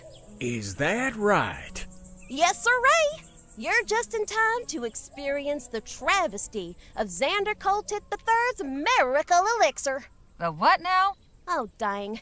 I mean, the majesty of Xander Coltit III's miracle elixir. My name is Olivia Coltit, and I'm here to answer all your questions about this evolutionary new medication. Fine, I'll bite. Tell me about this miracle elixir. Glad you asked. From the maker of the widely popular Coltit's emulsified soporific comes Coltit's miracle elixir, the finest, most elective tonic in Vespuccia, guaranteed to treat and cure all illnesses from arthritis to yellow fever. And for a special limited time, we're selling it for the treasonable price of just 5 crowns. All right, give me a bottle. Yay! Thanks, ma'am.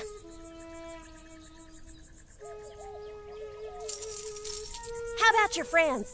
Want 2 more for them? We'll share. Oh, okay. If you change your mind, you know where to find me. And if we're gone by then, well, best of luck to you. I think I've heard enough for now. We'll just be going. It was a real pressure.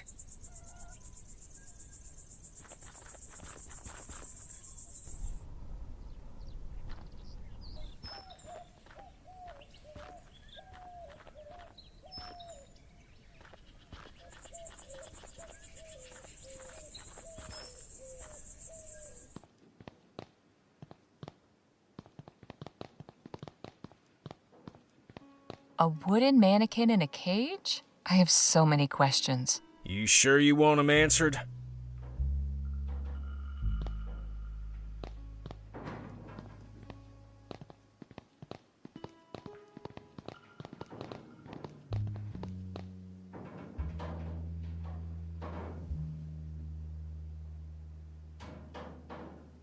Let's put some of this elixir to good use.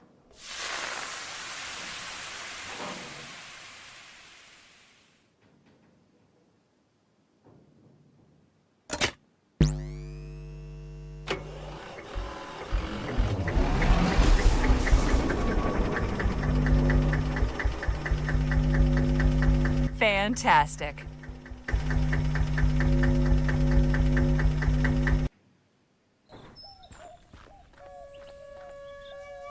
Looks like Phil managed to get the door open. I wonder if they found anything inside.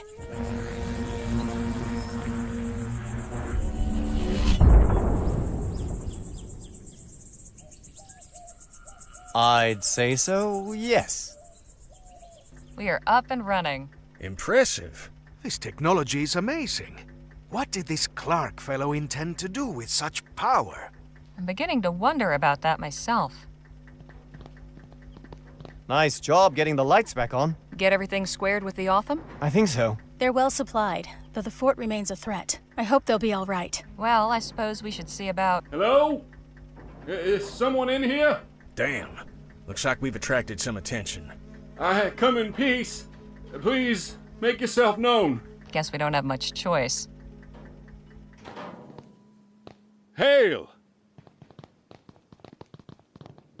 Goodness, I wasn't expecting so many of you. And we weren't expecting anybody at all. And just who might you be? I am Paul Burkhart, emissary of the Luminarians. The what now? We are disciples of Dr. Clark, protectors of his artifacts and legacy. No kidding. So you must know all about him then. Quite so. Well, isn't this our lucky day? Can you tell us what you know about him? If you seek enlightenment, we will be glad to share our wisdom with you. But let us all return to the commune. We must not further defile the sanctity of this place. Come, I am eager to learn about you all.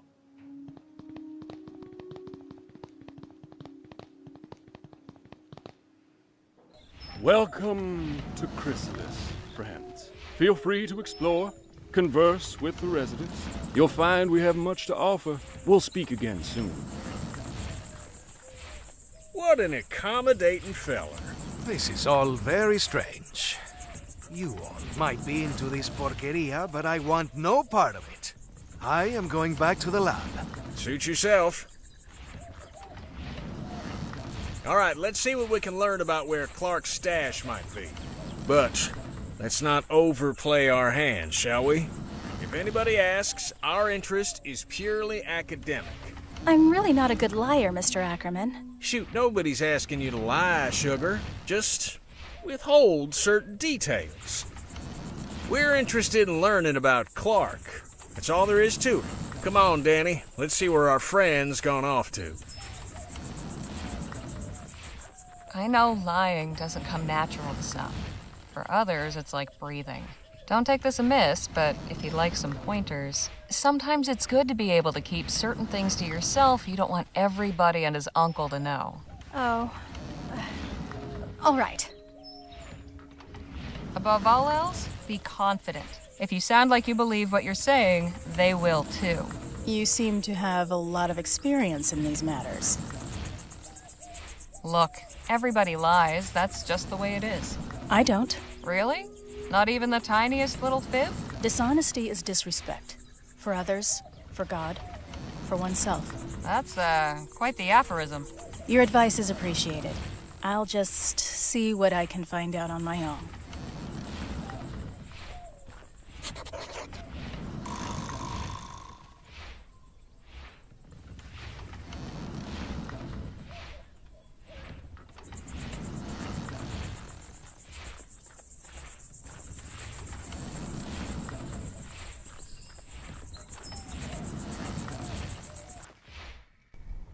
I can't be seeing things. Danny and Nadine saw that strange haze too. There's nothing wrong with my eyes. There must be something wrong with the sky.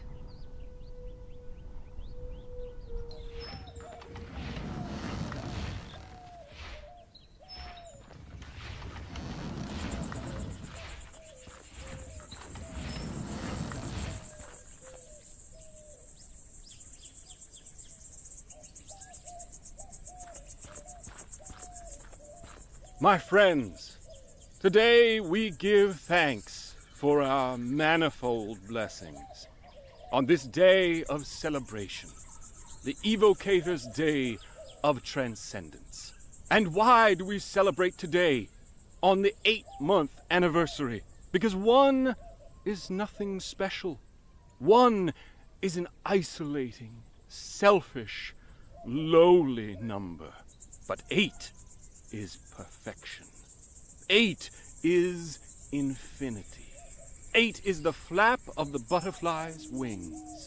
On this day in March of this year, exactly 8 months ago, the luminous ones called Evocator Bennett up to join them in the luminiferous ether. In so doing, they showed us the path of light, where soon we all shall follow.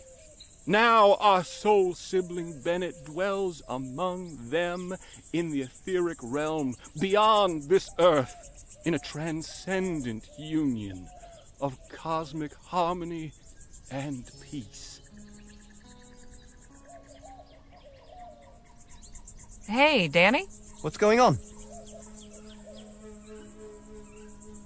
So, what's our friend on stage been jabbering about? What hasn't he? This guy makes Jake seem like a silent monk by comparison. Anyway, it's mostly been about Clark, his etheric research in New Britannia, how he built his lab out here after the Expo disaster. Excuse me, miracle, that sort of thing.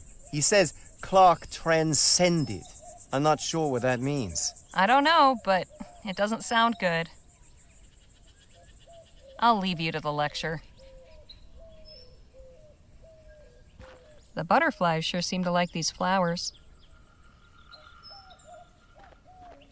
I hope I'm not interrupting anything. Ah, Harley. Miss Larkin here was just telling me about this fascinating place. Hello and welcome. It's so nice to have visitors. Do you have an idea of where Dr. Clark might be currently? Of course. He's with the luminous ones. Pardon? The beings on the other side of the veil. The ones who dwell in the ether. You're saying Clark is dead? Not dead. Transcended. Eternal. You still have much to learn. It's good you're with us now. Everything will become clear soon. Trust me. What exactly was Dr. Clark's etheric research about? Truth. Lovely sentiment, but could you be a bit more specific? He sought to connect us with the world above, to unite us with the luminous ones. He succeeded in not only opening the door, but stepping through and crossing the veil. He showed that the way is possible. Now we all must learn to follow. Did you ever meet Dr. Clark? I did. Once. Such a brilliant mind. We didn't speak long, but I felt as though we'd conversed for hours. What is it you do around here? Plenty. I help in the fields and in the kitchen, but my particular gift is keeping Chrysalis beautiful and its people inspired. All the murals and paintings you see around the commune are my work. And a fine job you've done. Why, thank you. Must have kept you busy for a while. Quite. There's still so much I'm looking forward to doing. How did you end up here in Chrysalis? Ethericity always fascinated me. I joined up with the Luminarians when they were passing through Rampton on their way west. We founded Chrysalis here, close to the Evocator's laboratory, and where the veil is parted.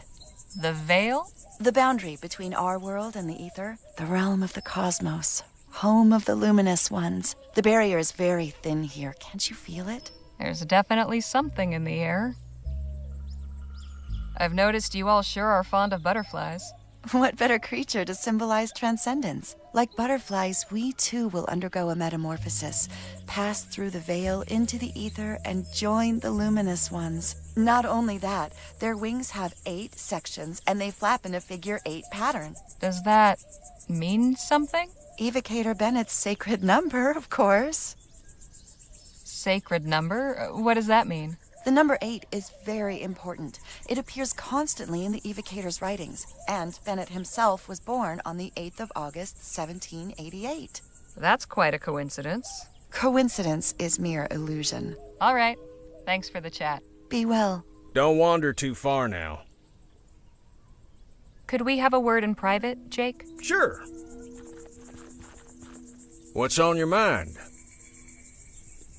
Clark's lab sure is something, isn't it? I admit, I never gave much credence to all that ethericity business, but seeing all them contraptions and appurtenances, Let's just say it's given me a new appreciation for Clark's tenacity.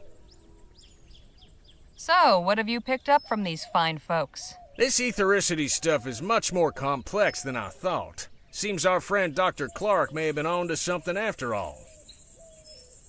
I'll just leave you to it then.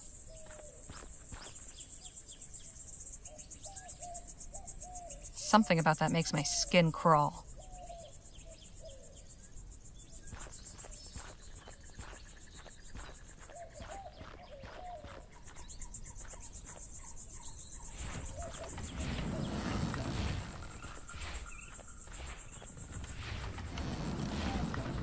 Suppose that's where the animals are kept. Certainly colorful. Seems like they're pretty self-sufficient here.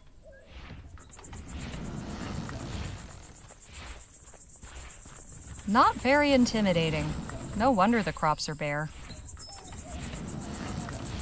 If the smell's anything to go by, that crate's full of fertilizer.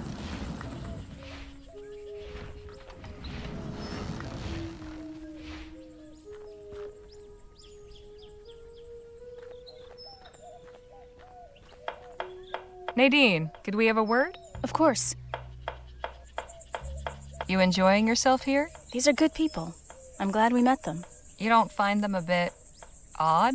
I'll admit, I don't quite comprehend their philosophical ideas, but they've welcomed us with open arms. The least we can do is offer open minds. I'll leave you to your conversation. This isn't much use with a wheel missing. Handle still looks good, at least.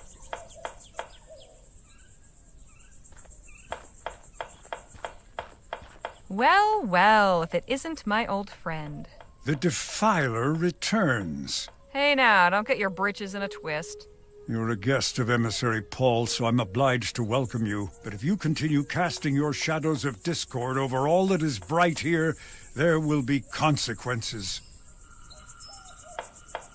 Now just where do you get off saying I'm casting shadows of discord or whatever? I caught you trespassing outside the laboratory. Then your friend blasted the door off. It was all in the name of research.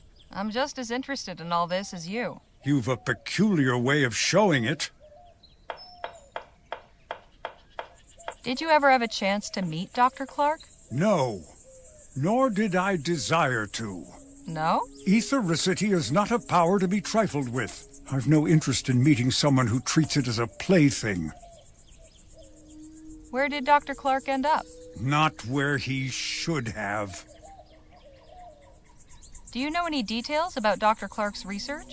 He was toying with fire, pure and simple. He may have been inspired and driven to his work by the luminous ones, but he was only their tool. He did not acknowledge their undeniable glory or show them the proper respect. He took a battering ram to the door of heaven. When they tired of the noise, they whisked him away inside the gates, while the rest of us still wait outside. So what you're saying is, you don't actually know. I've underestimated you. I didn't think there could be someone more arrogant than Dr. Clark. What's so special about this place that they've got you standing guard? This building houses our collection of artifacts salvaged from Dr. Clark's laboratory. Oh, so you're the ones who looted the place. We did not loot it. We saved important items from obscurity and decay. Think I might take a quick peek? Absolutely not. Outsiders are forbidden. What if I brought you a new artifact for your collection? Then I would be very surprised. We've already retrieved everything of value from the laboratory. Even from that locked room? That room is inaccessible. Do not even consider attempting to breach it. So how does one go about joining your little club? You think if you joined us that I would just suddenly allow you to enter? Sure, you said only outsiders were forbidden. Nice try, but not on my watch. So what brought you to Chrysalis? My personal business is none of yours. Touchy. I'll leave you to your guarding. Try not to die of boredom.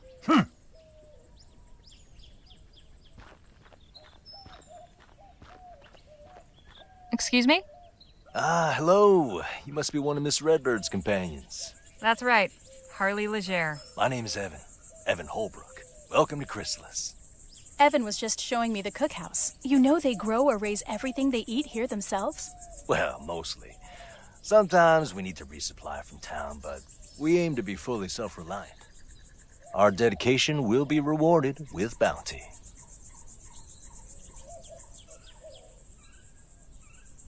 Do you know where Dr. Clark disappeared to? Evocator Bennett didn't disappear.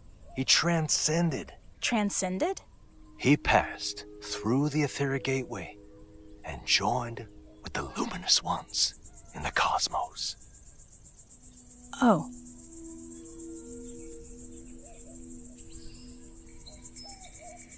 Your friend over there refuses to let me in to see Clark's artifacts. Yes, Samuel is quite a stickler for the rules. Sometimes I think he lets his duties as the emissary's assistant get to his head. It was good talking to you. I'll leave you both to it. Goodbye for now. See you later, Harley.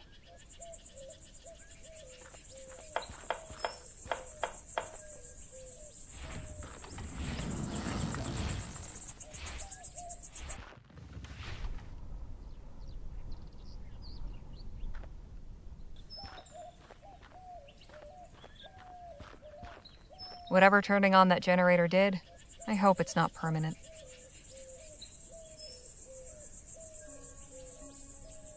All right, then.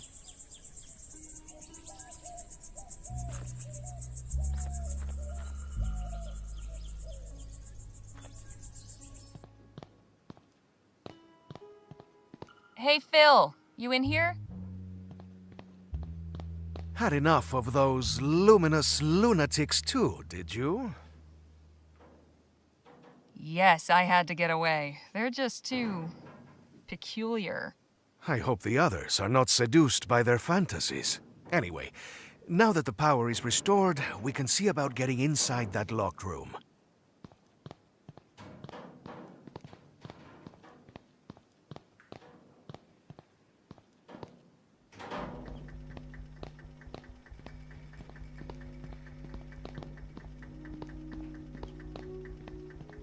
Just a bunch of useless books.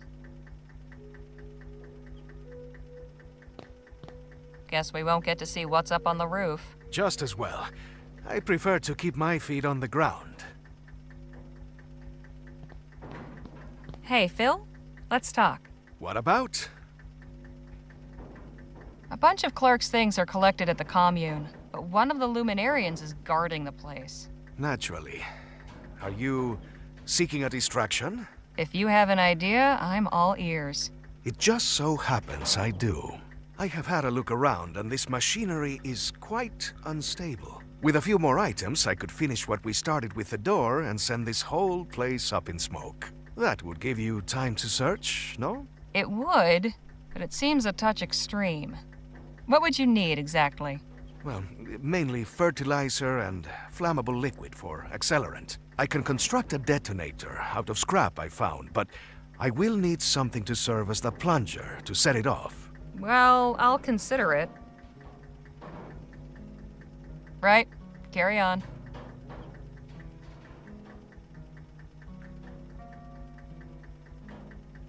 Here, can you use this as an accelerant? Definitely. Alcohol this potent will be very effective.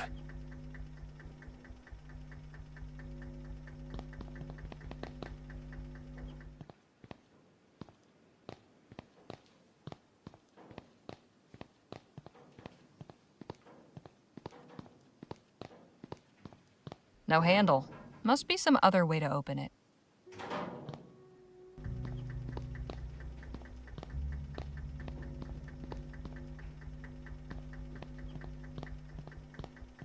Way too high for me.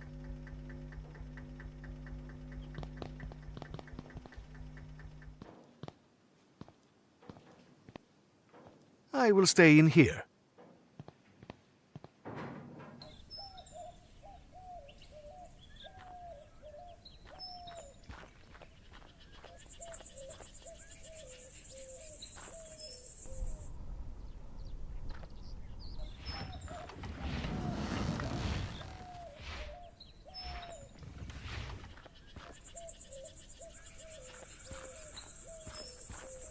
Hey, Danny? What's going on? I was wondering if you might help me out with something. What? There's a toolbox inside Clark's lab that's out of reach, and I've had no luck getting it down. Think you might put your pistols to the task? I could do that. Yeah. You want to go right now? Yes, let's head over now. Sure thing. Just lead the way. That's it, up there. Right.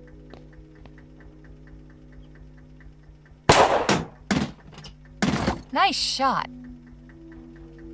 Thanks, Harley. Happy to help. So, what's inside that box that's so important anyway? Guess we all get to find out together. Ah, so you got the box.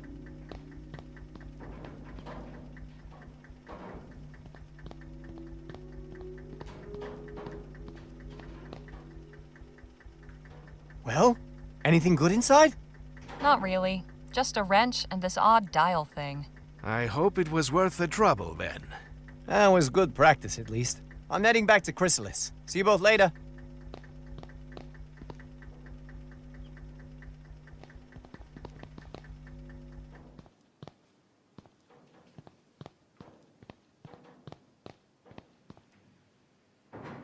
I will stay in here.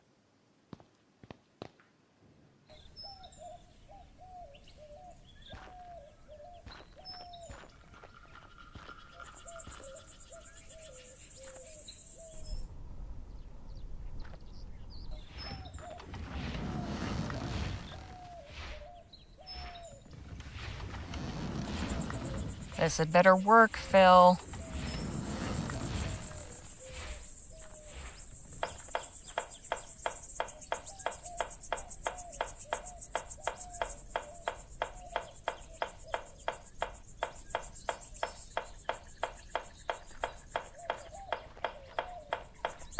I'll have this handle off in a jiff.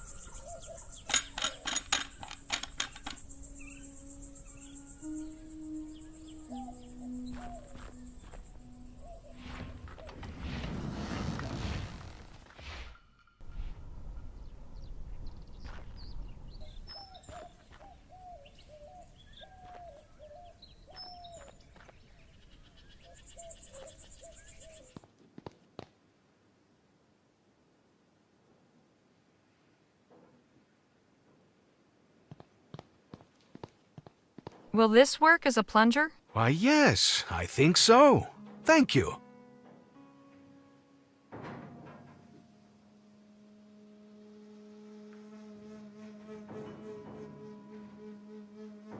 Here's some fertilizer for you. Ah, excellent. Thank you.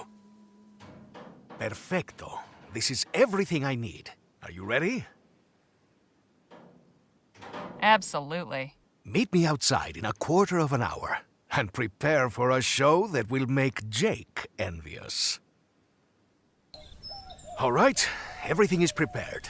Take one last look. When you are ready, just say the word. Ready as I'll ever be. Good. 3, 2, 1.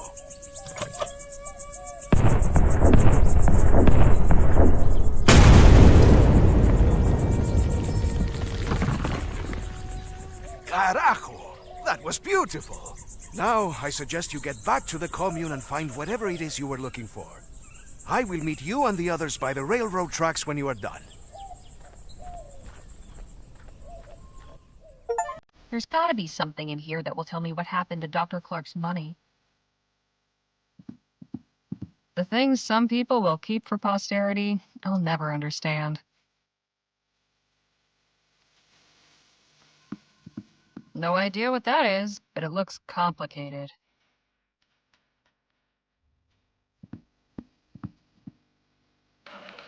Bottles of different colors.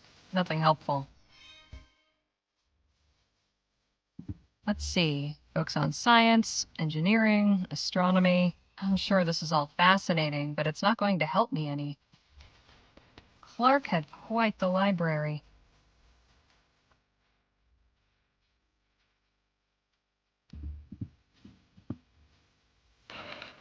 Lots of extra glassware. Nothing I need.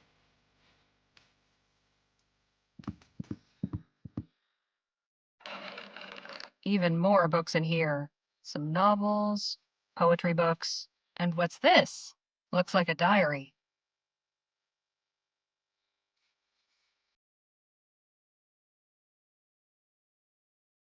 The final entry is bookmarked with a letter. Definitely worth a read. But first...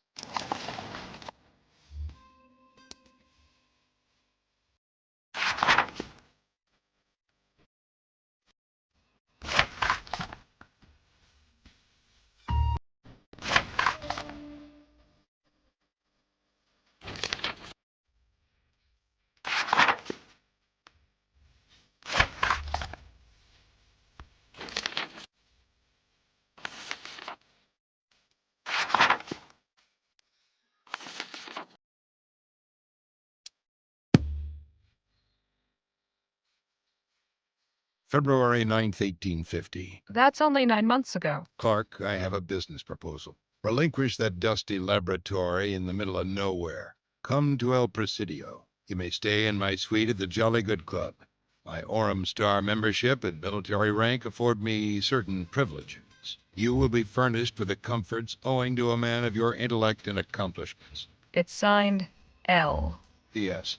You needn't have any concern for your valuables, as there is ample secure storage in the room. One of the aforementioned perks. Interesting. Jake will want to see this.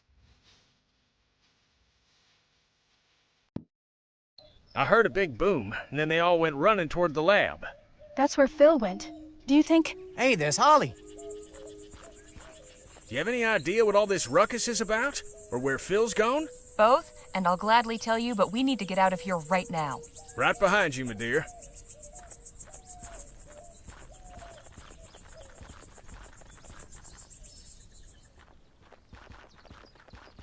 I'm glad to see you all made it out of there in one piece. Likewise. Would you two care to explain what that was all about? Phil devised a perfect distraction, blowing up Clark's lab so I could search the shrine uninterrupted. You should have seen it. Some of my finest work. I have to admit, that was resourceful of you. Although we probably shot whatever goodwill we had with the Luminarians. I should say, was that really necessary? If you ask me, we did the world a favor by raising that chamber of horrors. I assume you didn't come up empty-handed. I found Clark's journal. Have a look at this letter that was inside. An invitation to the Jolly Good Club in El Presidio? Yep. Check the date. 9 months ago. Huh. That's right about the time he disappeared, isn't it? It is indeed. I'd say it's obvious that the good doctor accepted the invitation. And took his money with him? Well, it wasn't in Chrysalis or his lab. And listen to this.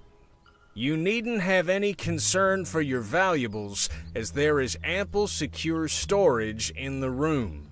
Don't get much clearer than that. Suppose we should start packing if El Presidio is our next destination. Now, let's not get ahead of ourselves. First and foremost, we need some transportation. You haven't got any? Don't you tour around? Sure, but our show wagon ain't gonna fit all of us. Plus, we'll need it to store all the show's props and equipment while we're gone. There's that lady in town with a wagon, though. Heard her talking at the saloon once. Said she hires it out to travelers. Sounds promising. Who is she? Her name's Lola Johnson.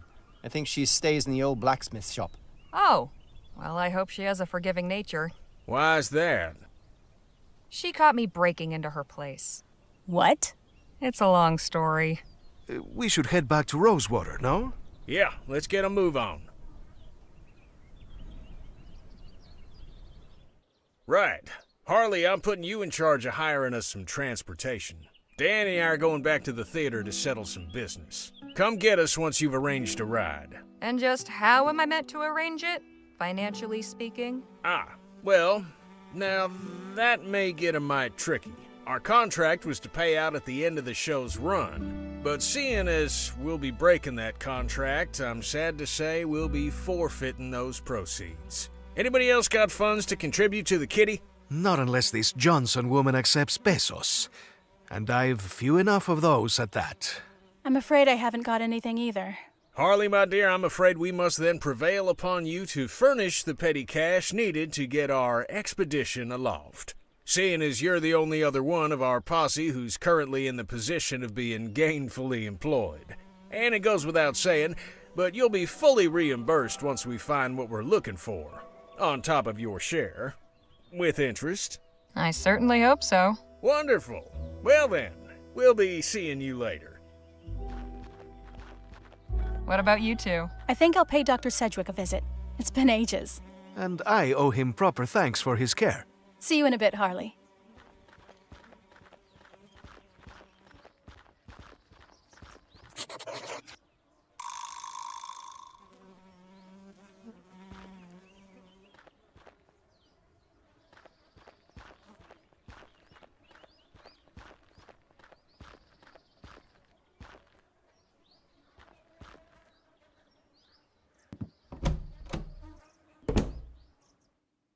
Good to see you again. All right, let's get this thing knocked out. But first...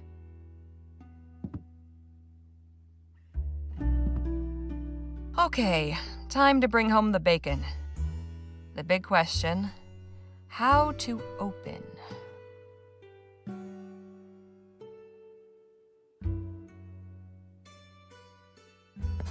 When this writer was assigned to pen a profile of a Wild West legend, she never expected to become embroiled in the action firsthand. But no sooner had my private audience with Gentleman Jake concluded than a saloon brawl erupted in the barroom of the Jack of Diamonds, and Mr. Ackerman's legendary pugilistic prowess was put on full display. Now, the middle section needs to recapture the reader's interest. Let's see. Gentleman Jake carries himself with the particular air of a man who strides confidently across the world, secure in the knowledge that he is well equipped to deal with whatever may come his way. His look is as if to warn you off from tangling with him, yet also slyly winks at his secret hope that you might try something, for perhaps a bit of sport would be just the thing to enliven a drearily predictable day. And now for an ending. Mr. Ackerman is a great man, and by his visit to our industrious frontier town, proves that Rosewater is the sort of cosmopolitan crossroads where one might yet meet and mingle with some of the true luminaries of our age. All right, that should do it. Now, what should I title it?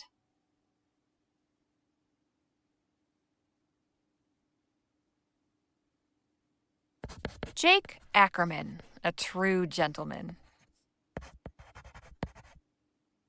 And done.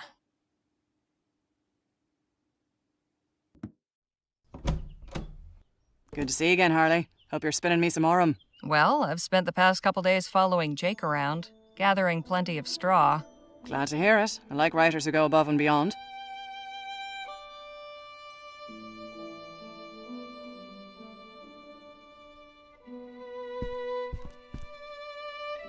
Here you are, Joni. One profile of Gentleman Jake, ready to print. Let's have a look. You know, writing the headline is normally the editor's job. Now let's see. Not even in town for a day, and Spitfire Harley makes her comeback. This is good. You've kept it brisk all the way through. Oof, laying it on a bit thick at the end there, aren't you? Still, I asked you to make the town look good, and you delivered. I appreciate a writer who can take editorial direction. We'll work on the subtlety later. Not bad, Harley. Not bad at all. A few snips here and there, and this will be fit to print. Here's your fee, as agreed.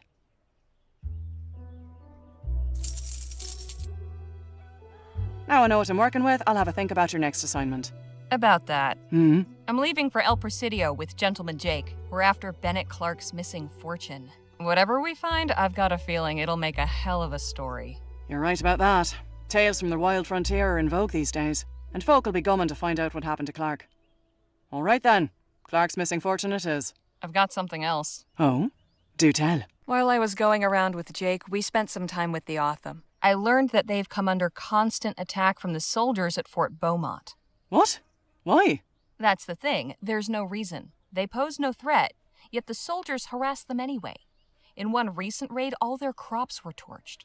That's atrocious. People need to know about this. I'm glad you think so, because their leader wants their story told. She's willing to be interviewed. She gave me this statement, too. Powerful stuff. I'll pay a visit as soon as I can and see for myself. Plenty of townsfolk could stand to learn about our neighbours in the valley. This could open their eyes.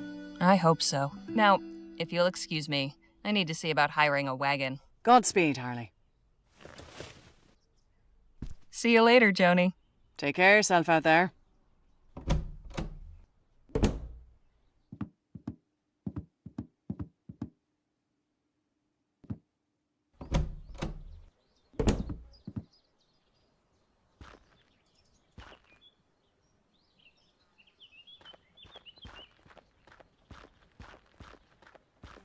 Here we go. Lord have mercy. You robbed me, then have the nerve to come back here? In all my born days, I don't think I've met anybody quite so foolish. I get it. You're upset. I can explain. Not interested. Wait, it was that conniving little snake, Jem. He said the watch was his, said you'd stolen it. He got one over on me. I apologize, truly. Bully for you. If you really are sorry, get it back.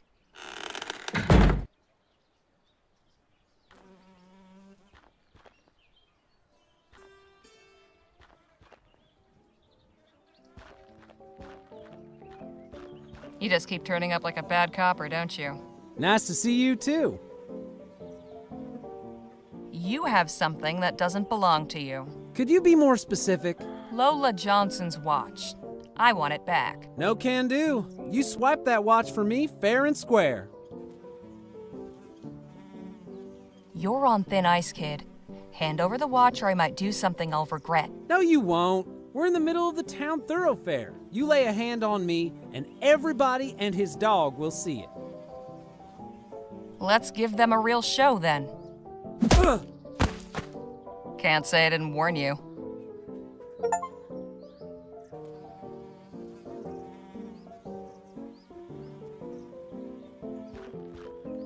Here it is. I'd better get this back to Lola quick.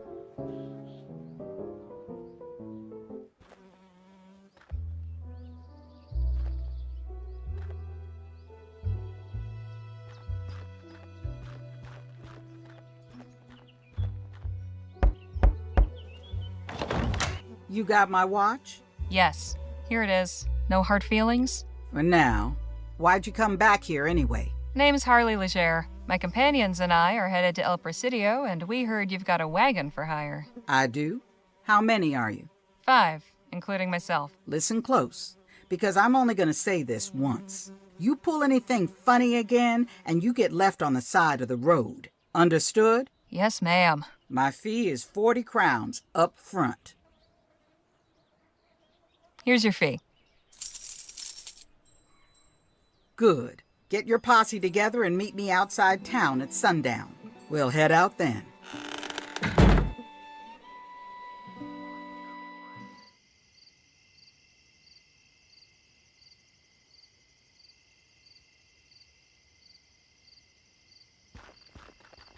There you are. This your group then? This is us. All right, folks, listen here. I'm Lola Johnson. This is my wagon. When you're in my wagon, you follow my rules. Rule 1, I'm your driver, not your friend. While we're moving, leave me be. That means no yammering in my ear about how pretty you think the mountains are. Rule 2, we stop and go as I say. I ain't interested in blowing up my engine just 'cause y'all are in a hurry. Last rule, everybody does their part.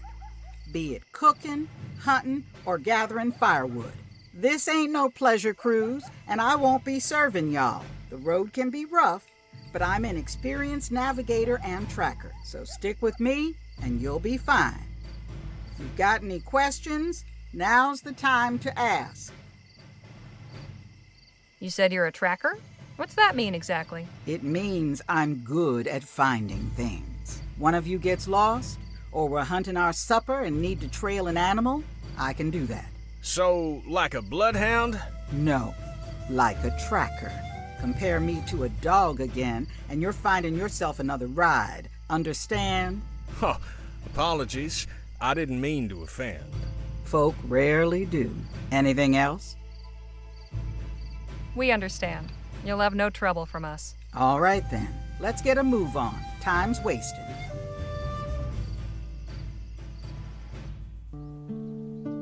We are off, with the first faint tendrils of dawn at our backs. We head west for El Presidio on the trail of the elusive Dr. Clark.